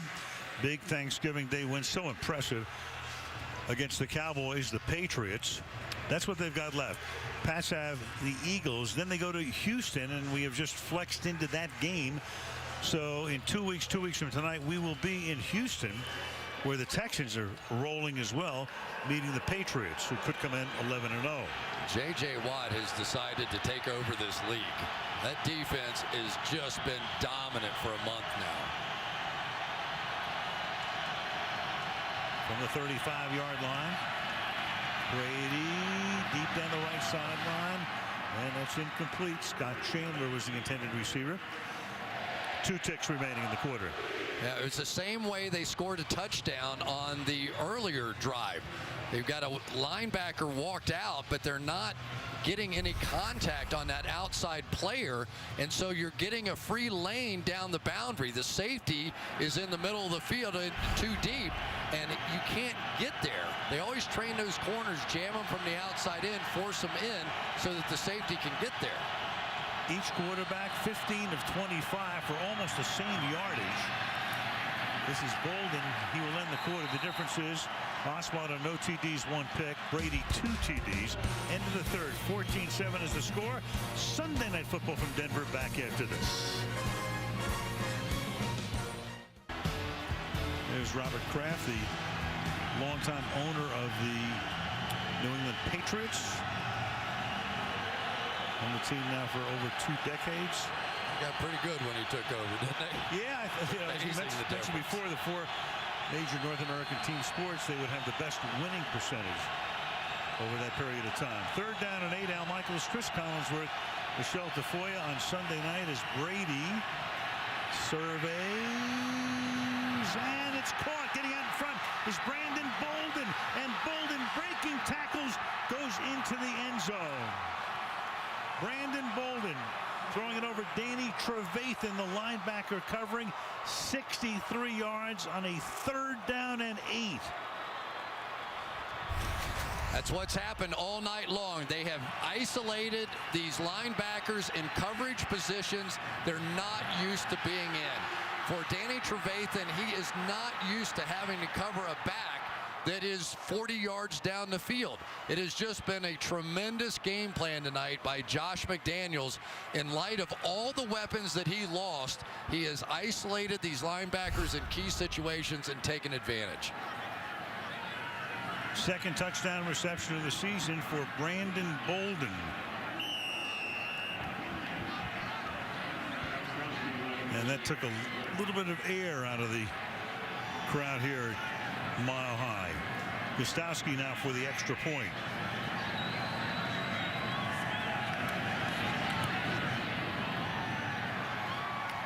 And with 10 seconds gone in the 4th quarter, it is New England 21, Denver 7.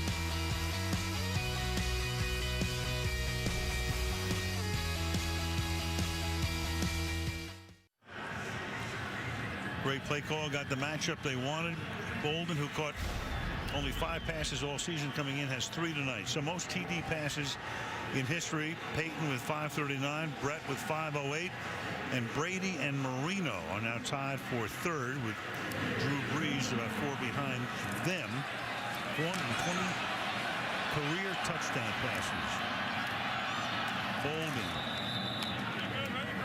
to the 21, and back we go to the touchdown. Yeah, you'll see Trevathan take this underneath route because he's used to when the back comes out going in the flat, whatever. But when he wheels up and he goes under, he can't get back underneath it. So now it turns into a foot race on a bad field, and you give up the big play you're hoping not to. A big part of that, though, was Sebastian Vollmer over on the left, switching off that play against Shane Ray, providing Tom Brady just enough time for that out and up. Big game changer. 3 touchdown passes for Brady tonight. Rolling right, buying time, launching one, tip, and incomplete. Intended for Sanders, doubled that time. Coverage by Devin McCourty, with some help from his friends, and it's 2nd down and 10. Yeah, and it's one of the things that they've wanted to get to tonight. Unfortunately, when you're down 14, some of those bootlegs and some of those things that look so good when your running game is going, it's not going to fool anybody defensively now. Now they're protecting against those big plays.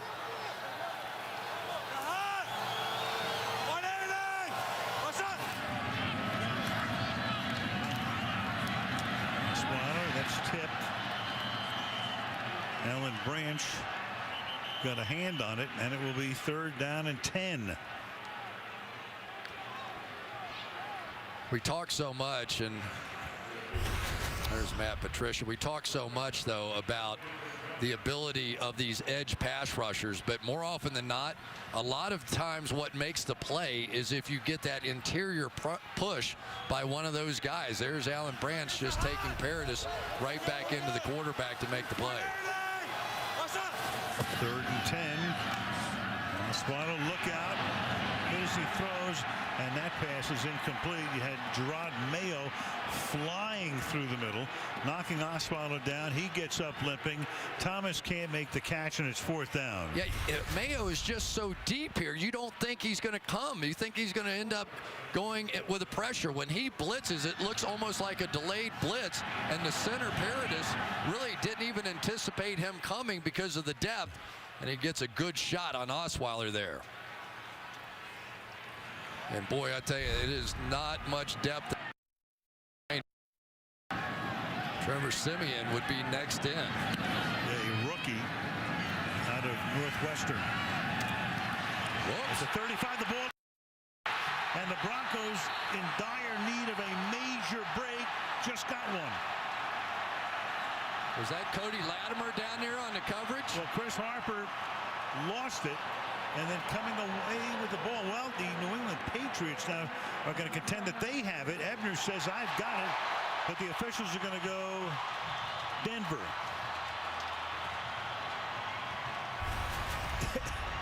There's no Amendola, so you got the rookie Harper. And you got Latimer down there. And here comes Ebner, but he's not going to get there before Barrett gets there. Shaq Barrett recovers for the Broncos to set him up at the 36-yard line. Wasn't it a botched punt in that game? That huge comeback by New England up there that sort of turned the tables on that one. And now Brock Osweiler, we'll see how he's doing. Last time we saw him, he was limping off the field. It was Welker when he was playing for Denver after he left New England. Now at the 36-yard line. Broncos with new life, but then the pass is incomplete, intended for Owen Daniels. There's just been a few of those in the game where it has looked so easy. These are easy pitch and catch kind of plays, but you're just not used as the backup quarterback to knowing what each individual guy is going to do. We have seen him now on several key throws. I don't think it's a lack of accuracy. I think it's just a lack of timing with specific receivers. What ball? I mean, you can make a million excuses here. 2nd and 10. C.J. Anderson. And that's going to set up a 3rd down and 5. A little under 14 to play in the 4th. Sort of interesting strategically. You've already missed one long field goal. Do you play this as 4-down territory here and think in terms of I don't need to get it all on this one play? Well, who would have ever thought they would target Demaryius Thomas 8 times tonight and he wouldn't have a catch? 3rd and 6. Here they come. He hangs in there. It's Sanders to the 14-yard line. So he's made a bunch of big plays tonight. None bigger than that one. That's a gain of 17 to keep the drive alive. And that's because this offensive line picked up this blitz. They sent everybody here. They're bringing the house, and that left plenty of time for Sanders. He just got a little natural pick on the outside against Malcolm Butler to pick that up. Big-time play. C.J. Anderson, a nice block hanging in there as well. Sanders has got 5 for 74. From the 15. What's up? To the outside. Anderson, can he swing around the corner? He can! And C.J. Anderson is in for the touchdown. That may have been one of the best jump cuts I've seen all season. He is hot tonight. Watch how far up in here he gets, and then laterally, like a crab would run almost, goes straight sideways all the way around everybody, including a safety and a corner on the outside. We are seeing the C.J. Anderson that we saw at the end of last year when he had 8 touchdowns in the last 8 games and 767 yards, and there he is again. Great play. The turnover, they make it pay off. They've turned it into a 1-possession game with 12 and a half to go. McManus now for the extra point. So the Denver Broncos got the break that they needed. Cash in on it. 21-14 with 12 and a half to go in Denver.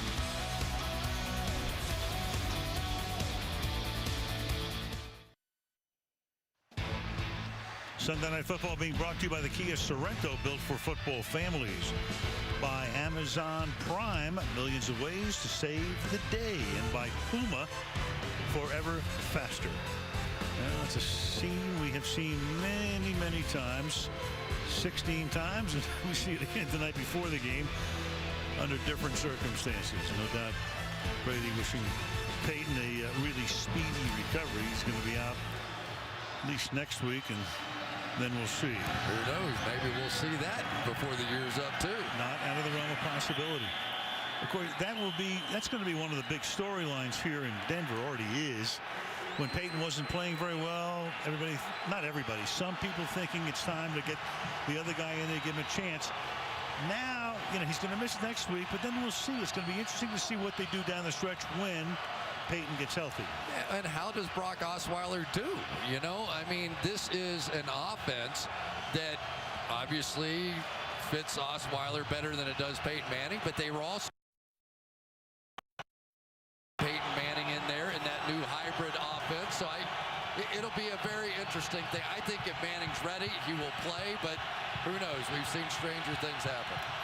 From the 20-yard line, Brady. Clean pocket deep down the sideline. Flag is thrown. Intended for Scott Chandler. See what Tony Corrent. The hands in the face. Offense number 76. 10-yard penalty. Repeat, first down. Sebastian Vollmer. Watch the left hand of Sebastian Vollmer. He is going to come out here and get that left hand right underneath the face mask of Von Miller here. And then not only get it there, but that made it pretty easy.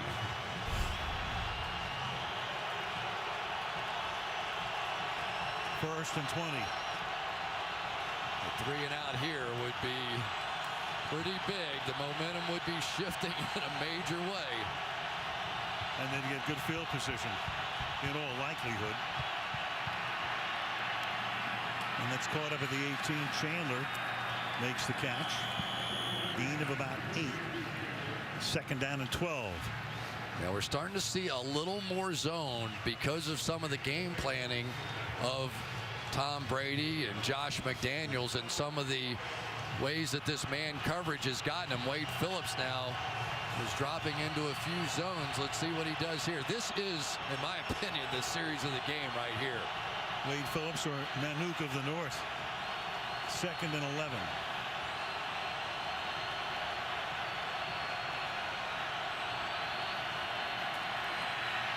Brady deep down the right sideline, and that is incomplete. Pass intended again for Scott Chandler, been going his way a lot of times tonight. Third down and 11, covered by Marshall. Well, they've got what they want. They want one-on-one with their tight ends on the outside against these linebackers. But Brandon Marshall was up to the task there.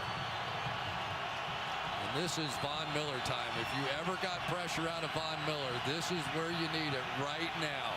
You can't have Brady back there surveying the field. It's like Gronk is going to give him a little chip on the way out. Brady under pressure, gets away. Flag is thrown deep downfield, getting wide open is Keyshawn Martin, and he'll get taken down to the 29. But a flag is down in the offensive backfield. Here comes Correnti. Is this an offensive hold? Holding. Offense, number 63. This penalty be assessed after distance to the goal. Repeat, third down. So that is Trey Jackson. He is a rookie 4th-round pick out of Florida State. That would have been a 51-yard gain. Yeah, Von Miller's going to loop around here. Trey Jackson's going to pick him up and not be able to hold him out. And then the pressure on Brady. Brady escapes, makes the huge play, but all for naught. And gets whacked at the end as well.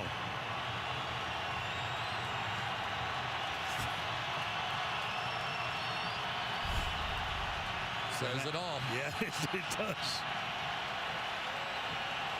Third and 20.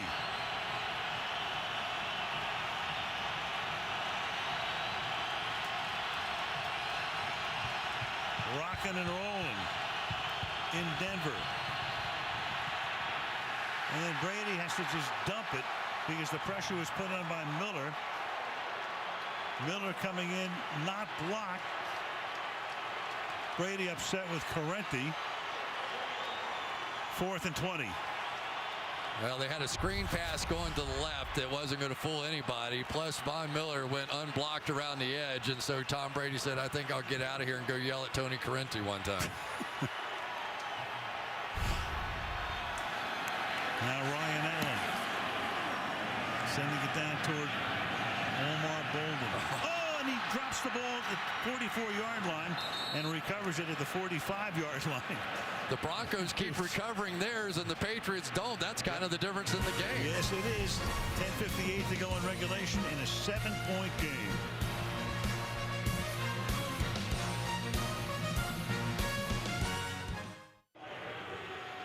Quarterback comparison tonight, Tom Brady with 3 touchdowns.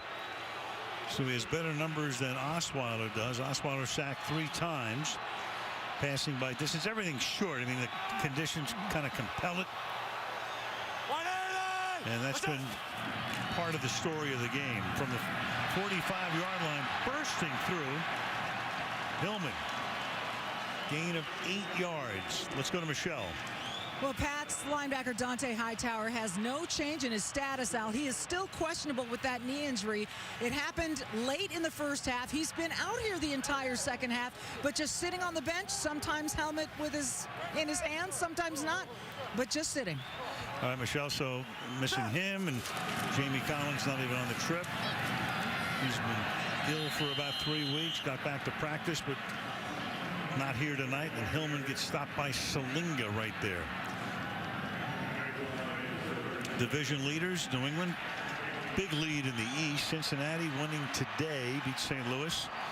Denver on top in the West, that won't change. And Indy in a dogfight in that South, which has bunched up right now with Houston there as well at 6-5. How about Matt Hasselbeck coming in? He just keeps winning. It's amazing. When he's not texting Brett Favre when Brett's on the air. Busting our job. Right. From the 45-yard line. Good play action. That buys time. And lets Osweiler throw, and that will be caught by Owen Daniels for a first down.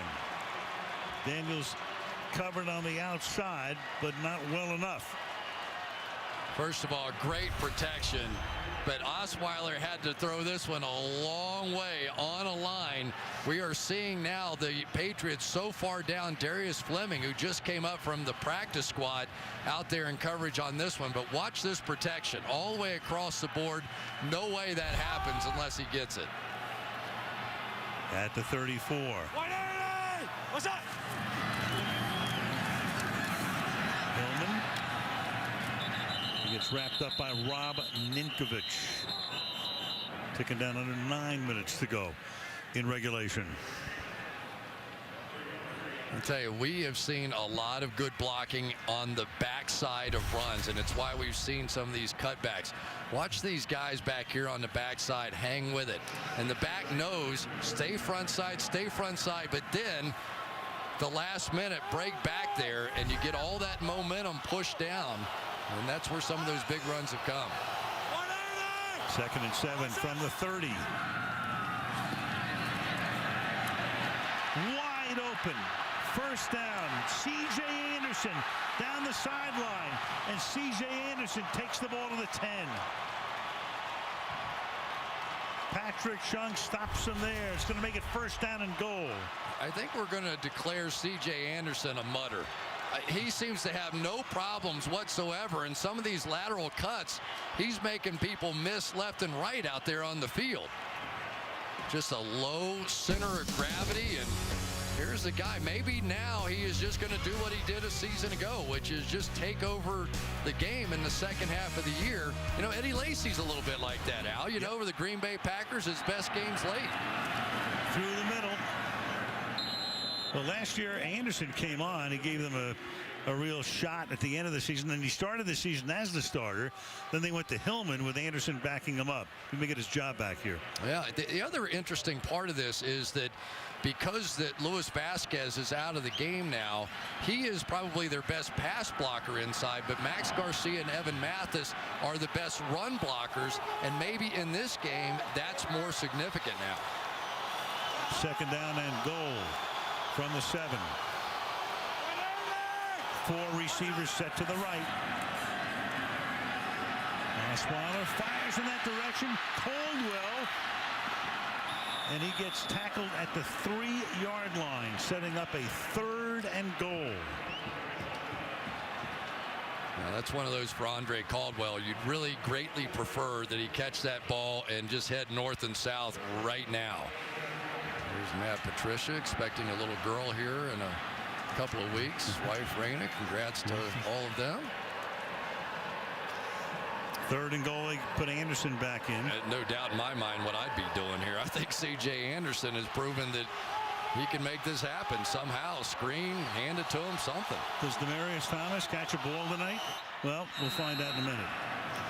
Play clock all the way down. It'll be 3rd down and goal. Their first 30-second timeout. So next Sunday night, speaking of our friend Mr. Matt Hasselbeck character, he did it again today, led Indy to a win. It's Indianapolis at Pittsburgh. Going to find out about Ben Roethlisberger under concussion protocol at the end of the game. So Indy beats Tampa Bay today, 25-12. And Seattle in a wild one knock off the Pittsburgh Steelers 39-30. Roethlisberger, spectacular day, 450 some odd yards, but going to find out. Undergoing the protocol. That's next week. Indy at Pitt. All right, 3rd down and goal. Empty backfield. Yeah, C.J. Anderson comes all the way to the left. They go 5 wide, very wide. And Osweiler throws, and it's incomplete. Thomas, the intended receiver, but not even close. 4th and goal. Yeah, miscommunication again here. And I kind of agree with Osweiler on this one. It's man coverage on the outside. And you've got Demarius Thomas. You've got to believe he's going to break to the out. Against man coverage, you don't sit this down. You break this out. And for whatever reason, he just turned around and gave it like it was going to be. Now, I don't know, who knows, whether or not that's a true option route or not. But against man, he should have broken it out. Along the way, Logan Ryan is pitching a shutout tonight. McManus for the field goal from 21. With 6:08 to go, it's New England 21 and Denver 17 on Sunday Night Football.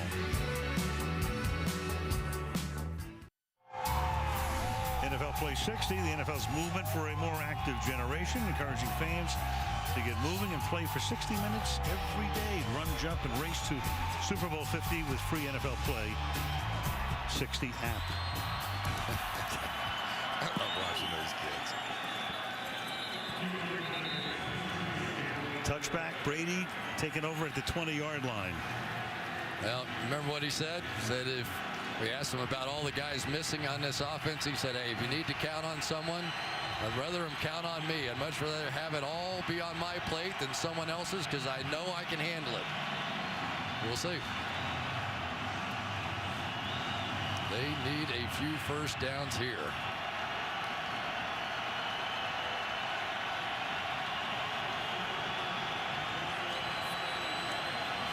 Gronk's been a little quiet here lately, hasn't he? Yeah, they've done a good job on him. He scored 5 overall in the game. For 74 yards, early touchdown. James White is the running back. Play action over the middle, and the pass a little bit behind Gronkowski, and incomplete. 2nd down and 10. Bruton covering on the play. Boy, they had a perfect one going there. Had the safety come out of center field. Gronkowski is going to be wide open on that play, and the ball just thrown behind. That one had a lot of green grass in front of Gronkowski on that one.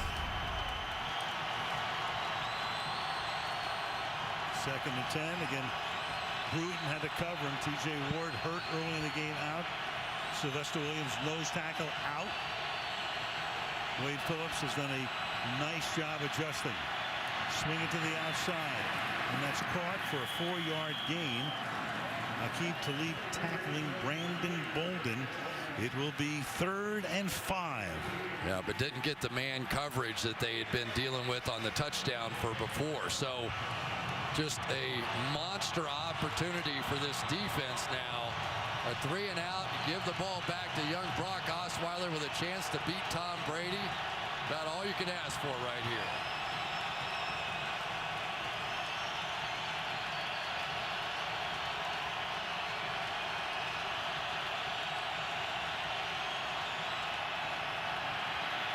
Good pocket, caught, first down, and that is Gronkowski. Flag is down.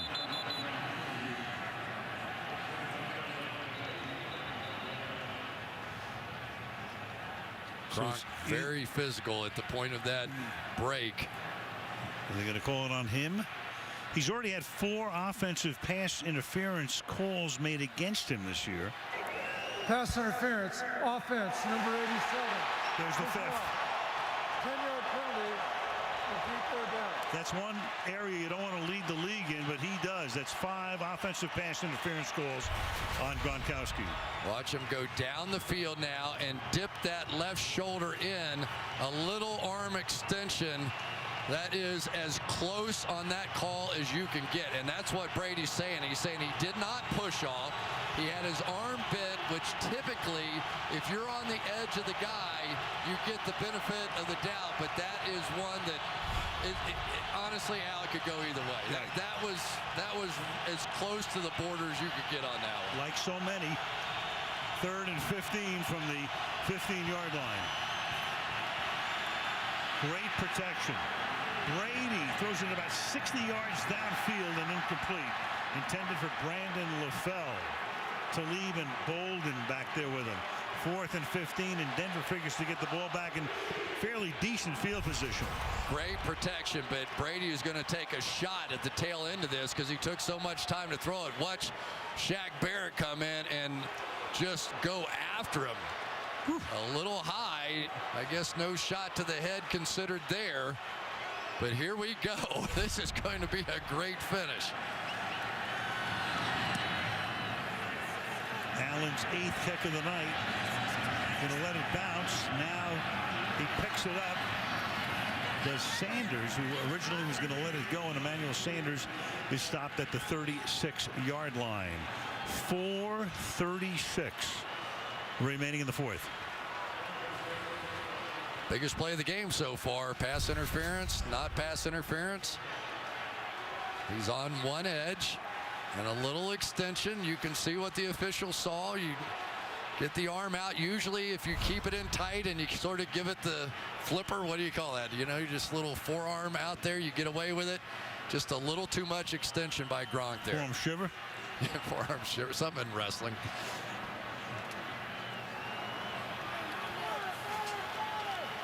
So here comes Brock Osweiler. Trying to make it 2 for 2 after the victory in Chicago last week. Blitz coming. That's tipped. And 2nd down and 10. Allen Branch and Mayo put the heat on 2nd down. I think it's that same blitz that's giving them fits. Get a little pressure here, but it's that from depth blitz that comes a little bit late, and by that point the center Paradis has committed, and he just keeps getting these free runners at Brock Osweiler. No reason at all for Matt Patricia to change that now. Ronnie Hillman is the back. Taking a while to get this play going. They have to use a timeout Denver, here. Their second. Not a 30-second timeout. Not at all where you want to have to take one. It's their second. So 1 left, 2nd down and 10. Isn't it interesting, though, that here's Brock Osweiler, a guy that went to the Pro Bowl in, 2005, right. And he goes over and he actually bought a Peyton Manning jersey when he was over there. And then much later, when Brock Osweiler was a part of this team and Peyton Manning made the Pro Bowl for the 100th time in a row, invited him to come over. Very magnanimous gesture, right? Invite him over, young kid, show him what it's all about. Gets over there and he stuck him with the tab for the entire coaching staff that was there at the Pro Bowl. He went to check out and the whole thing was left on him. His 2nd round pick, he had enough to cover it, right? 2nd and 10, C.J. Anderson. Flanking Osweiler. Blitzing again. Osweiler in the pocket, fires incomplete. Demaryius Thomas. Guess who? Again, yeah. Logan Ryan.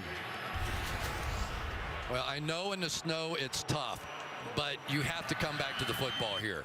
He breaks in, and Logan Ryan 2 or 3 times now in the snow has kept driving on the ball and been able to get there. we get a win by the New England Patriots, I have a feeling who might get a game ball tonight. That is 10 times they've thrown to Demaryius Thomas tonight without a catch. I don't think they keep records for that, but I can't ever remember anybody going 0 for 10. Especially Demaryius Thomas. Right. Oh. And that pass is incomplete. Oh, what a shot. Yeah, Caldwell. And Osweiler gets up. He went to the ground, took a vicious hit, but comes back to the sideline. But it's 4th down now. Tavon Wilson made it look like he's in man coverage. Instead, it was man coverage on Osweiler. Look at this shot. I don't know how he got it out of his hands and put it right into the bread basket. Oh, my goodness, what a shot. It's one of those body blows they talk about in boxing. Colquitt will send it. Nobody is back for New England, so they're just going to let it go. And can Colquitt get it? Well, he can, but that's not where you want to wind up booting it to the 25-yard line. That's where Brady will take over. A little bit of the reclap on the pulse tonight. There are Brady's numbers, 3 touchdown passes. Osweiler, his numbers right there. Bolden with a big play on a 3rd and 8 to make it a 21-7 game, but back came the Broncos thanks to a botched punt. They made it pay off with Anderson going into the end zone. You know, this guy, Tom Brady, has been around this so much. I think it's 60% of the time that he has played the season. 71 is recorded as eligible. 71. He has played in the AFC Championship game. Think about that. That's amazing. And as he said, he finally has it all together now. Yeah. From the 25-yard line. We'll start to use some of the clock here. Here's Blunt.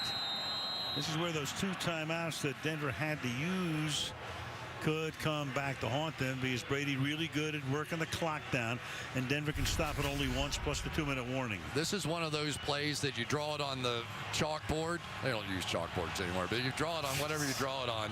You say, I don't have to block Von Miller. I don't have to block that guy. Well, when it's Von Miller, you do have to block that guy. 2nd and 9.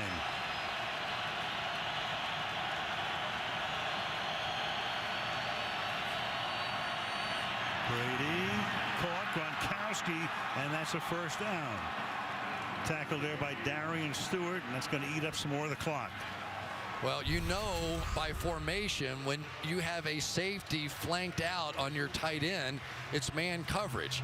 And Tom Brady can decipher those things as well as anybody. So by formation, he knows, is it man or is it zone? And when it's man, they're going to throw it to Gronkowski. That's exactly how they started the game. Under 3 minutes. Play action over the middle, and that's incomplete. Gronkowski, and he is hurt. So Gronkowski gets hit and is rolling around. Ooh, baby. Timeout on the field for an injured player.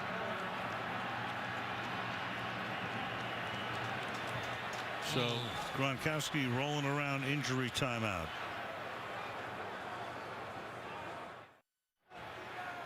Well, that's about the last scene the Patriots would want to see, because you're going to get a cart that's going to come out right now as Gronkowski was writhing in pain, had to reach back for it, got hit. Let's see if we can see what happened. Yeah, this right knee sort of gets whipped when he was hit by Darian Stewart. It wasn't even on the ground, but you'll see the whip effect here as these shoulder pads come in. Watch it just sort of whip. My goodness. What a great player this guy is. One of 2 unanimous All-Pros last year, along with J.J. Watt. And Tom Brady can't believe it. Yeah, he watched Julian Edelman go down a couple of weeks ago. Amendola hurt tonight, but could be back next week. And Gronk gets a nice salute from the crowd here. Well, we all know about what he does as a receiver. What makes him the greatest tight end is what he does as a blocker. And look at all the defensive guys from the Broncos coming over to give him a little smack. well respected in this league.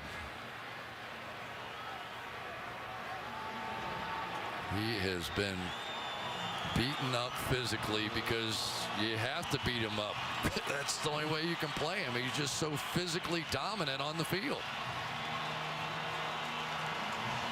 So Gronk through the years, as tough as they come, but he's taken a lot of shots. January 12, played in the Super Bowl despite a high ankle sprain. Missed 5 games in 12. Missed the AFC Championship game in 13. Off-season forearm back surgery. ACL tear in 13 as well. So now you got Asante Cleveland, who was activated for the game tonight, who takes his spot.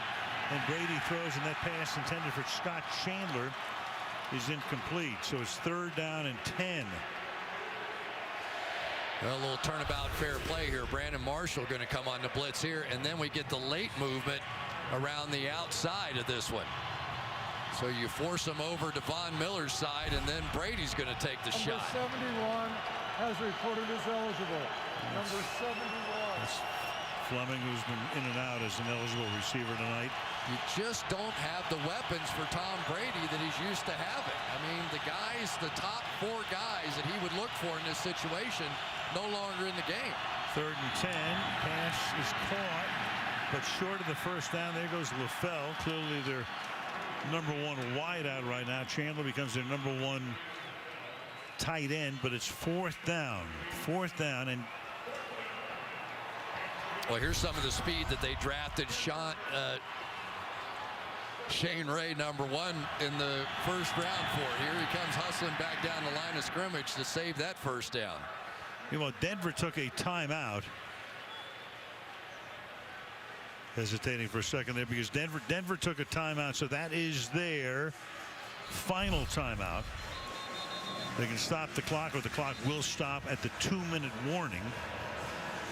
And that's it. Of course, you need a touchdown in this situation, down by 4. Punters have been busy tonight. This will be Allen's 9th punt of the game. It's the 17th overall. Boy, the Patriots just grinded out a win against the Giants, grinded out a win against Buffalo. Will they grind this one out tonight? Left-footed punter, tough to handle sometimes. Sanders is back there, and Sanders letting it bounce, and it will skid out of bounds at around the 16-yard line. And let's check in with Michelle. Well, Al, it didn't take the Patriots long to declare Gronk out for the night. Gronkowski back in the x-ray room, and as he got out of that little cart to go into the x-ray room, could really barely put any weight on that right side. So it looks like they were looking at the right MCL on that right knee, but in the x-ray room and officially out.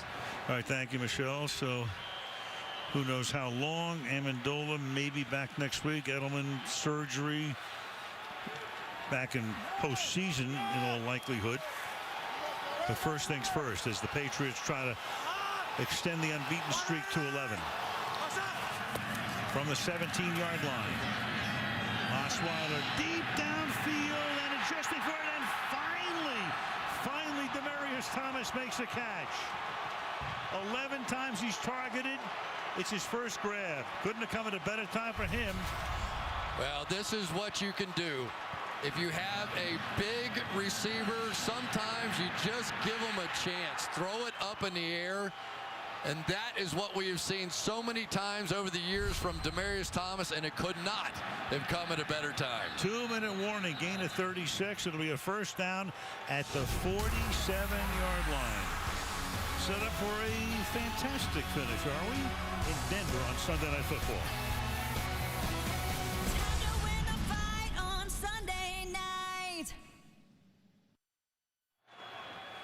Volkswagen post-game report. Michelle, as always, on the field with the stars of the game. Bob, Tony, and Mike look at this one, and Mike will have some, I'm sure, information about what's going on around the rest of the league. Chris and I will have a look ahead to next week's game in the Berg between the Steelers and the Colts. 2 minutes to play. No timeouts for Denver at the 47-yard line. Osweiler throws, and Thomas had to go to his knees and could not make the catch to the ground. He went 2nd down and 10. It's just bizarre watching Demaryius Thomas. That was a low throw, I understand that, and he didn't want to go to a knee because he wanted to try and run with that ball. He just gets down underneath him. It was a good call. Almost tipped it right to an interception, though, didn't he? Yeah, Chung was coming in. Couldn't hang on. 2nd down and 10 now.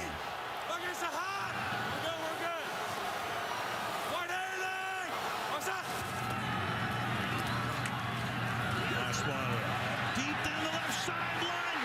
Hold in. Emmanuel Sanders. What a night for him. Beat Butler. 1st and goal.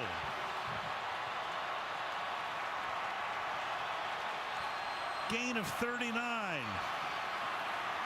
Osweiler can actually afford to take his time right now. He better take his time. He brought him down in a hurry, and he's, well, you know, timeout. Now the Patriots are going to call timeout. Right. Timeout. New England. They're 2nd. So they have 1 left. 90 seconds to play. Here we go. Right on the outside against the best. You've got Emmanuel Sanders working against Malcolm Butler and just runs right by him for the huge play. But the reason the safety didn't get there, watch Osweiler look right, made the safety look just for a moment and take a half a step that way, kept him out of the play. And football doesn't get any simpler than man-to-man coverage. You go deep on the right and then you go deep on the left, and here they are down inside the 10. Ball spotted at the 8-yard line. But Al, this is where it gets really tough on young quarterbacks. When you don't have experience, red zone offense is the most complicated part of the game, especially against Matt Patricia and Bill Belichick. They empty the backfield. That's Anderson splitting wide to the right. And Osweiler's going to take it himself around the left side and go out of bounds. Don't need to do that. Gerard Mayo stops him there. You don't want to leave Brady any time on the other side of the clock. 2nd down and goal. I'll tell you, it was a great play by Mayo, though. It looked for a moment like Evan Mathis might be able to get out in front of him, but he just couldn't get there, probably because of the ankle and the hamstring. Watch him come out here. There's Mayo right in there. Just could not get him locked up. If he had thrown at him, might have been able to cut him. There really wasn't anybody else there. 2nd down and goal. From the 7-yard line. Osweiler under pressure, and he's going to get sacked. Alan Branch back at the 19-yard line. 3rd down and goal. And a flag on the play. And the crowd anticipating it's going to be on the defense. You cannot believe what Alan Branch just did. He just ran over Matt Paradis for a huge play. If it stands. Defense number 23. Penalty gives us half minutes of the ball and an automatic 1st down. On Patrick Chung. Let's take a look.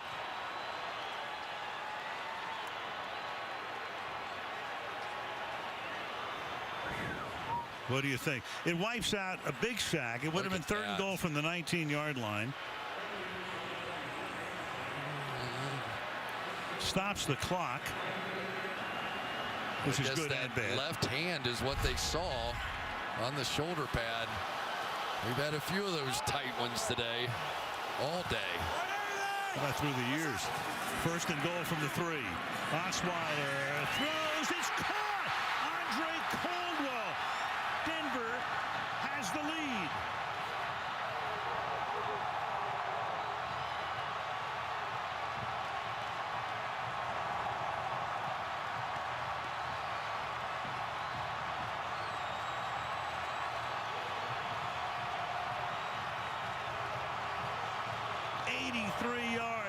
It took him 1:22. So many times the backup quarterback spends more time with the backup receivers than he does with the first-string receivers. You know he's thrown a bunch of these balls to Andre Caldwell in practice, and Logan Ryan, despite one of the great games we've seen, gives it up, and who would have thunk it? No. It's Brock Osweiler taking them 80 yards plus down the field to take the lead against Tom Brady. Demaryius Thomas makes his first catch of the night. Sanders makes another big catch. He's had a great night, Emmanuel has. And then Osweiler for the touchdown to Caldwell. So Brady will have 69 seconds and 1 timeout and a field goal, of course, would tie the game. Osweiler knows exactly what he has, exactly what he wants. They bring that same middle linebacker blitz. And then the reaction was exactly what it's been like around this young man, everything he's done. Brock Osweiler, we saw him in practice, and the defensive guys just love jabbing him. Then they have a lot of laughs, and he's a funny guy. We spent time with him in the meeting. You can see why they all love him. And boy, oh boy, has he delivered now in back-to-back games. He's been the understudy for 3.5 years and now playing Broadway. You know what Greg Knapp told me? He said, I'll bet John Elway saw a little of himself in this guy. Now, obviously not the arm strength that Elway had, but the mobility, playing in a run-first offense. I could see why he would think that he might be a fit down the road. Pumped up, running up and down the sideline. McManus now sends it through the end zone. So Brady has 69 seconds, 1 timeout, and one of the best field goal kickers ever in Stephen Gostkowski. And we're going to be talking about a holding call in the back of the end zone that completely changed that drive. That was not one of those bold, into the game, obvious holding calls. Was there a little? There was a little. But the Patriots have had a couple of those. The Gronkowski pass interference, and then that one.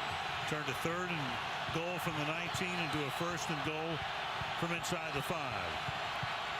So now no Gronkowski from the 20.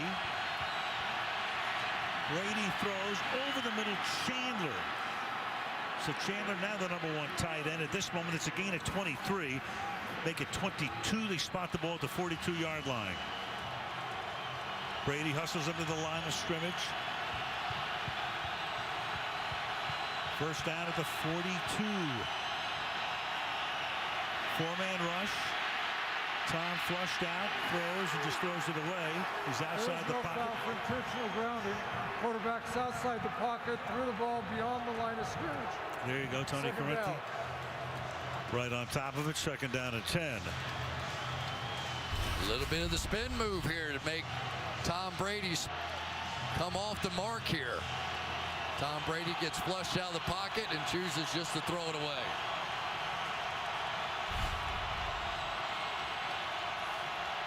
Second and 10 with 40 seconds.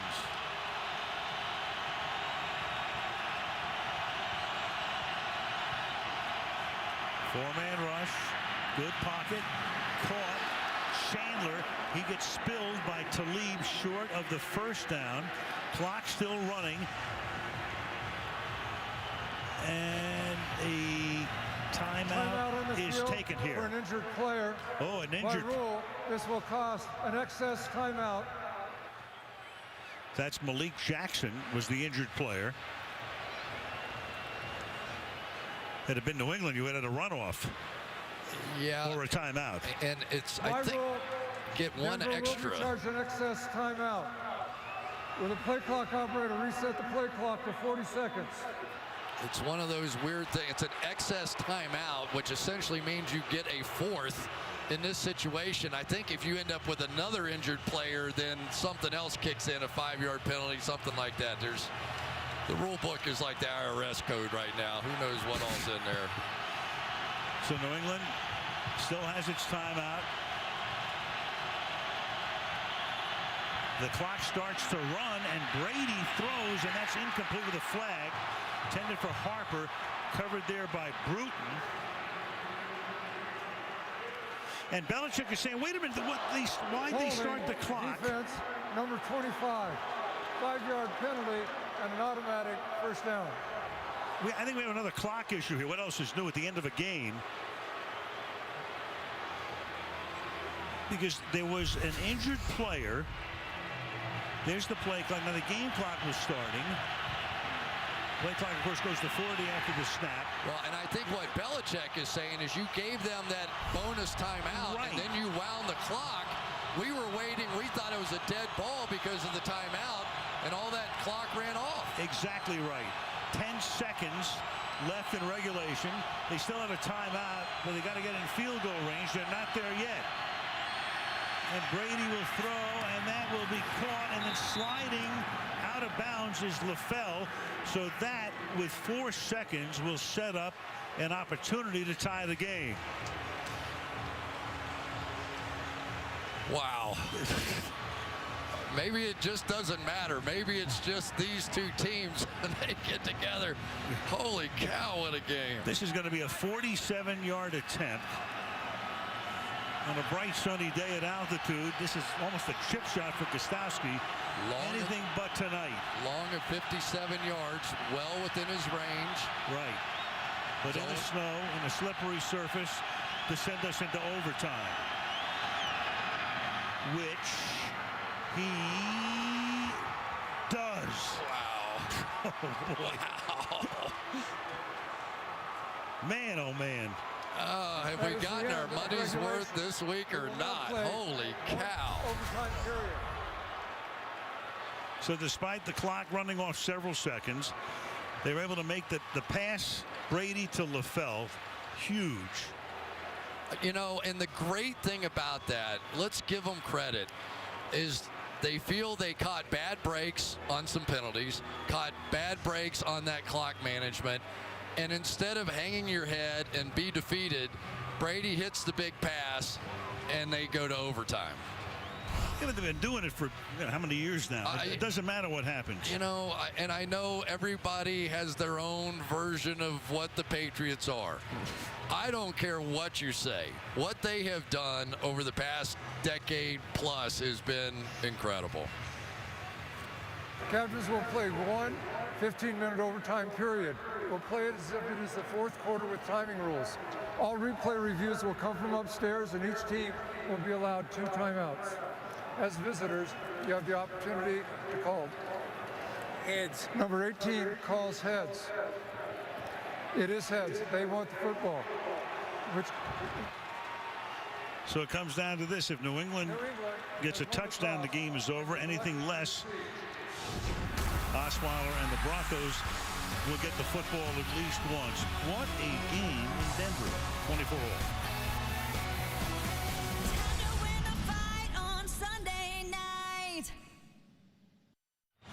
Reviewing overtime again, a touchdown wins the game for New England. Anything else, Denver will get the ball. Teams are tied after one possession each. Next score wins the game. Game can end in a tie, unlike postseason. Just to clean up one thing, we heard from the league in terms of they ran the clock the right way as it turned out. I think what happened was at the end of regulation, Brady thought when he heard excess timeout, there was no sense of urgency when he went to the line. So that's when the clock started to go. Belichick was apoplectic along the sideline, but they actually got that right. Well, they get it right, but from a player's standpoint, for Tom Brady, you hear timeout, you don't know excess timeout unless it was explained to him by Tony Corrente. So the ball at the 20-yard line. They start with White and Bolden in the backfield, and the pass is incomplete. Looking for a flag is LaFell. There is none. Talib covers on the play. Second down and 10. And now Tom Brady's looking for a few penalties to go his way. He's saying we've seen enough go against us in here, and we'd like to have one in our favor, but there really isn't. And now we're back to that whole discussion, the elite quickness that would be so big in a situation like that. How many times we see Brady just those little in and out runs, you know, to Edelman or Amendola, and now he doesn't really have those guys on the field that have that kind of quickness. Second down and 10. And Brady's going to get sacked at the 13. Von Miller. Took him till overtime to get there. 7-yard sack, 3rd and 17. You know, Brady's going to try and step up, but just as he does, that door closes, and now he has to back up into Von Miller, who has begun to take over this game.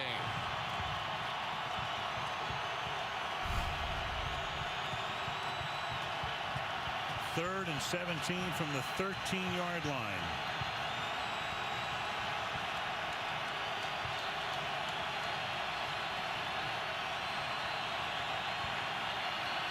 Have to get to the 30. Brady has to dump it off. Shane Ray got there, rookie out of Missouri, their first-round pick. And it's 4th down. So Denver's going to get the ball, and a field goal could win the game. I mean, what an unbelievable play by Brady to get that thing out. He was turned to his left and had to spin all the way around and somehow found a receiver close enough for that not to be called intentional grounding. Ryan Allen to punt. Sanders is back there. Wow. Good kick. Beauty. Sanders backs up. Fields at the 29 and then slides to a stop at the 42-yard line. That's a punt of 59 yards, a run back of 13. Take a look at Brock's numbers on the night. 263 through the air with a touchdown and 1 pick. He told the story at the end of the Chicago game. He couldn't remember what the victory formation was. All he had to do is take a knee. He couldn't remember what victory formation was. And he's stuttering in the huddle. And all of a sudden he looks around and he said, the quarterback, just go up to the line and take a knee on one. He said the whole huddle burst out in laughter. But it was good enough. You saw Brock's dad. Goes to every one of his games. Dad and mom board the 43-yard line. Anderson swings around the outside for a gain of 2. 2nd and 8. You know, I know we're talking about an undefeated team here in the New England Patriots, but the undefeated team that started the season and the team that's on the field right now are 2 entirely different teams. I mean, Jamie Collins and Dante Hightower, the 2 guys that this defense was really built around, and no more. And the receiver situation is a complete mess right now. 2nd and 8.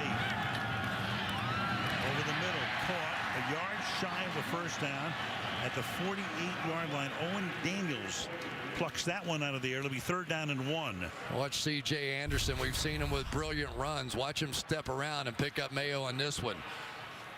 Right underneath the chin strap. Just buckles his head straight back. That'll slow down that blitz. 3rd and 1. Easy. And timeout is taken. You get 2 in overtime. This is their first. A 30-second timeout.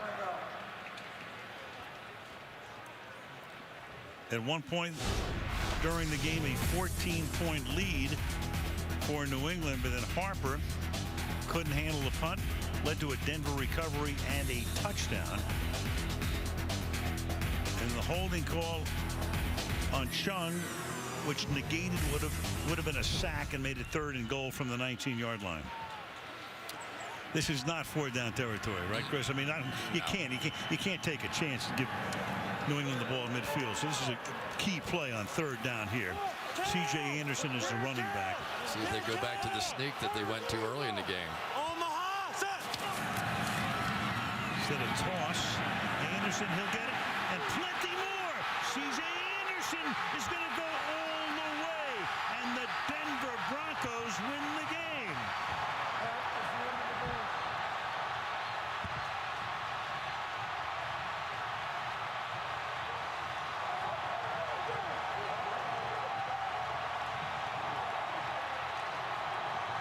The same exact play they scored the earlier touchdown on.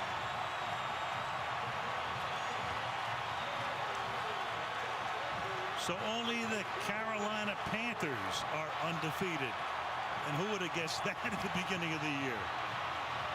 10-1, Osweiler, the Southern Star, 30-24. Exact play that they scored going the other direction. And the Patriots and Vernon Davis with the block, just as he did on the first one, and only appropriate that C.J. Anderson brings home the bacon for Brock Osweiler. Go figure, Al Michaels. We have seen it all. That's prime cut bacon. Anderson, that gives him 113 yards on the night. Osweiler threw for 270. Dad loving every moment, and he gets to live it again next week when Denver goes to San Diego. What a game. A 14-point deficit in the snow overcome. Brady Osweiler won. I asked him if he had thought any at all about Brady Osweiler won. He said 2 times, on Wednesday when the press brought it up and today when you brought it up. He said, other than that, I just have to think about one play at a time out there. What a party this is going to be. Broncos go to 9-2. Volkswagen postgame report is next. Wow, what a ball game in the snow in Denver. The Broncos 30 and the Patriots 24 in OT. 2 game balls, although I guess we could have given out any number of them. A star is born perhaps tonight because Brock Osweiler will get one of those game balls. 23 of 42 for 270 yards, a touchdown and a pick. And C.J. Anderson had 2 touchdowns, including the game winner. He rushed for 113, caught 4 passes for 40 more. And Brock Osweiler and C.J. Anderson now speak with Michelle Tafoya. Bob, thank you. Brock, you're 2 for 2, and you in this offense just beat an undefeated defending Super Bowl champion. What does this win mean? You know, I'm not 2-0. This team's 2-0 in the past 2 weeks, and I think that's the biggest thing. This team fights together. We'll go anywhere. We'll play anybody, and you know, this is a special team win. On that drive, just before overtime, let's get to that one first because Emmanuel Sanders came up big. What was the connection like between you two tonight? Both Emmanuel and DT both came up with huge catches on that drive. You know, we were just throwing go balls versus cover 1. That was something that we worked on a lot this week, and we said we were going to hit them, and we hit them at the right time. You were at one point down 21-7. You end up in overtime. What are you thinking when you finally realize we're getting the ball back? Brady wasn't able to do anything. We got a chance to score. Well, you know, Coach Knapp, our quarterback's coach, and myself, we talked last night, and we said no matter what happens, it's going to be a 60-minute game. And it, you know, it was true tonight. We just kept fighting. It was more than 60. Quick, before I turn to C.J. Anderson, a word from you. What did you think of the way he played tonight? Oh, C.J. played incredible. And you know what? C.J. saw the holes. Ronnie saw the holes. But a huge credit has to go to the offensive line because without those guys, we're not doing any of this tonight. And they were banged up. Thanks so much. Thank you. Congratulations. Let's turn to C.J. Boy, the smile on your face really says it all, C.J. Just take me through that final score there in overtime. What did you see ahead of you? You know, they just made a cut, and you know, Ryan just made it happen, and just really, to be honest, I don't know what happened. The hole opened up, and I just took off and ran in through. But now we kind of knew I was cutting it up all day. I was kind of being powerful and being physical, and we thought I could get to the edge one time, and that happened. It did happen a lot for you today. You were able to move laterally and make cuts in these conditions that were difficult for all of us to explain. How do you explain it? It's just something we work on, you know, just having our weight over our foot and make sure that we get our cleats in the ground. And I got the right shoes on. You got to give it to our Clinton guys, and you got to give it to the big boys up front, and to just play call. I mean, everything just focused well today, and we got a long way to go, but this is a good one. A long way to go, and this is a good one. I mean, this was an undefeated Patriots team that came in here, and you guys with Brock Osweiler. What does this one mean? Oh, it means a lot, you know. You know, Brock come in, he's playing the way he's playing. Just as a team, you know, we're just trying to say we have his back. You know, and hopefully that clicks around when Peyton come back, we'll have his back. And we're just trying to make their job easier. Congratulations. Thank you. Hi, Mom. Love you. Bob. All right, Michelle's guest, Brock Osweiler, C.J. Anderson. Brock is 6'8", C.J. is 5'8". They both stood tall tonight.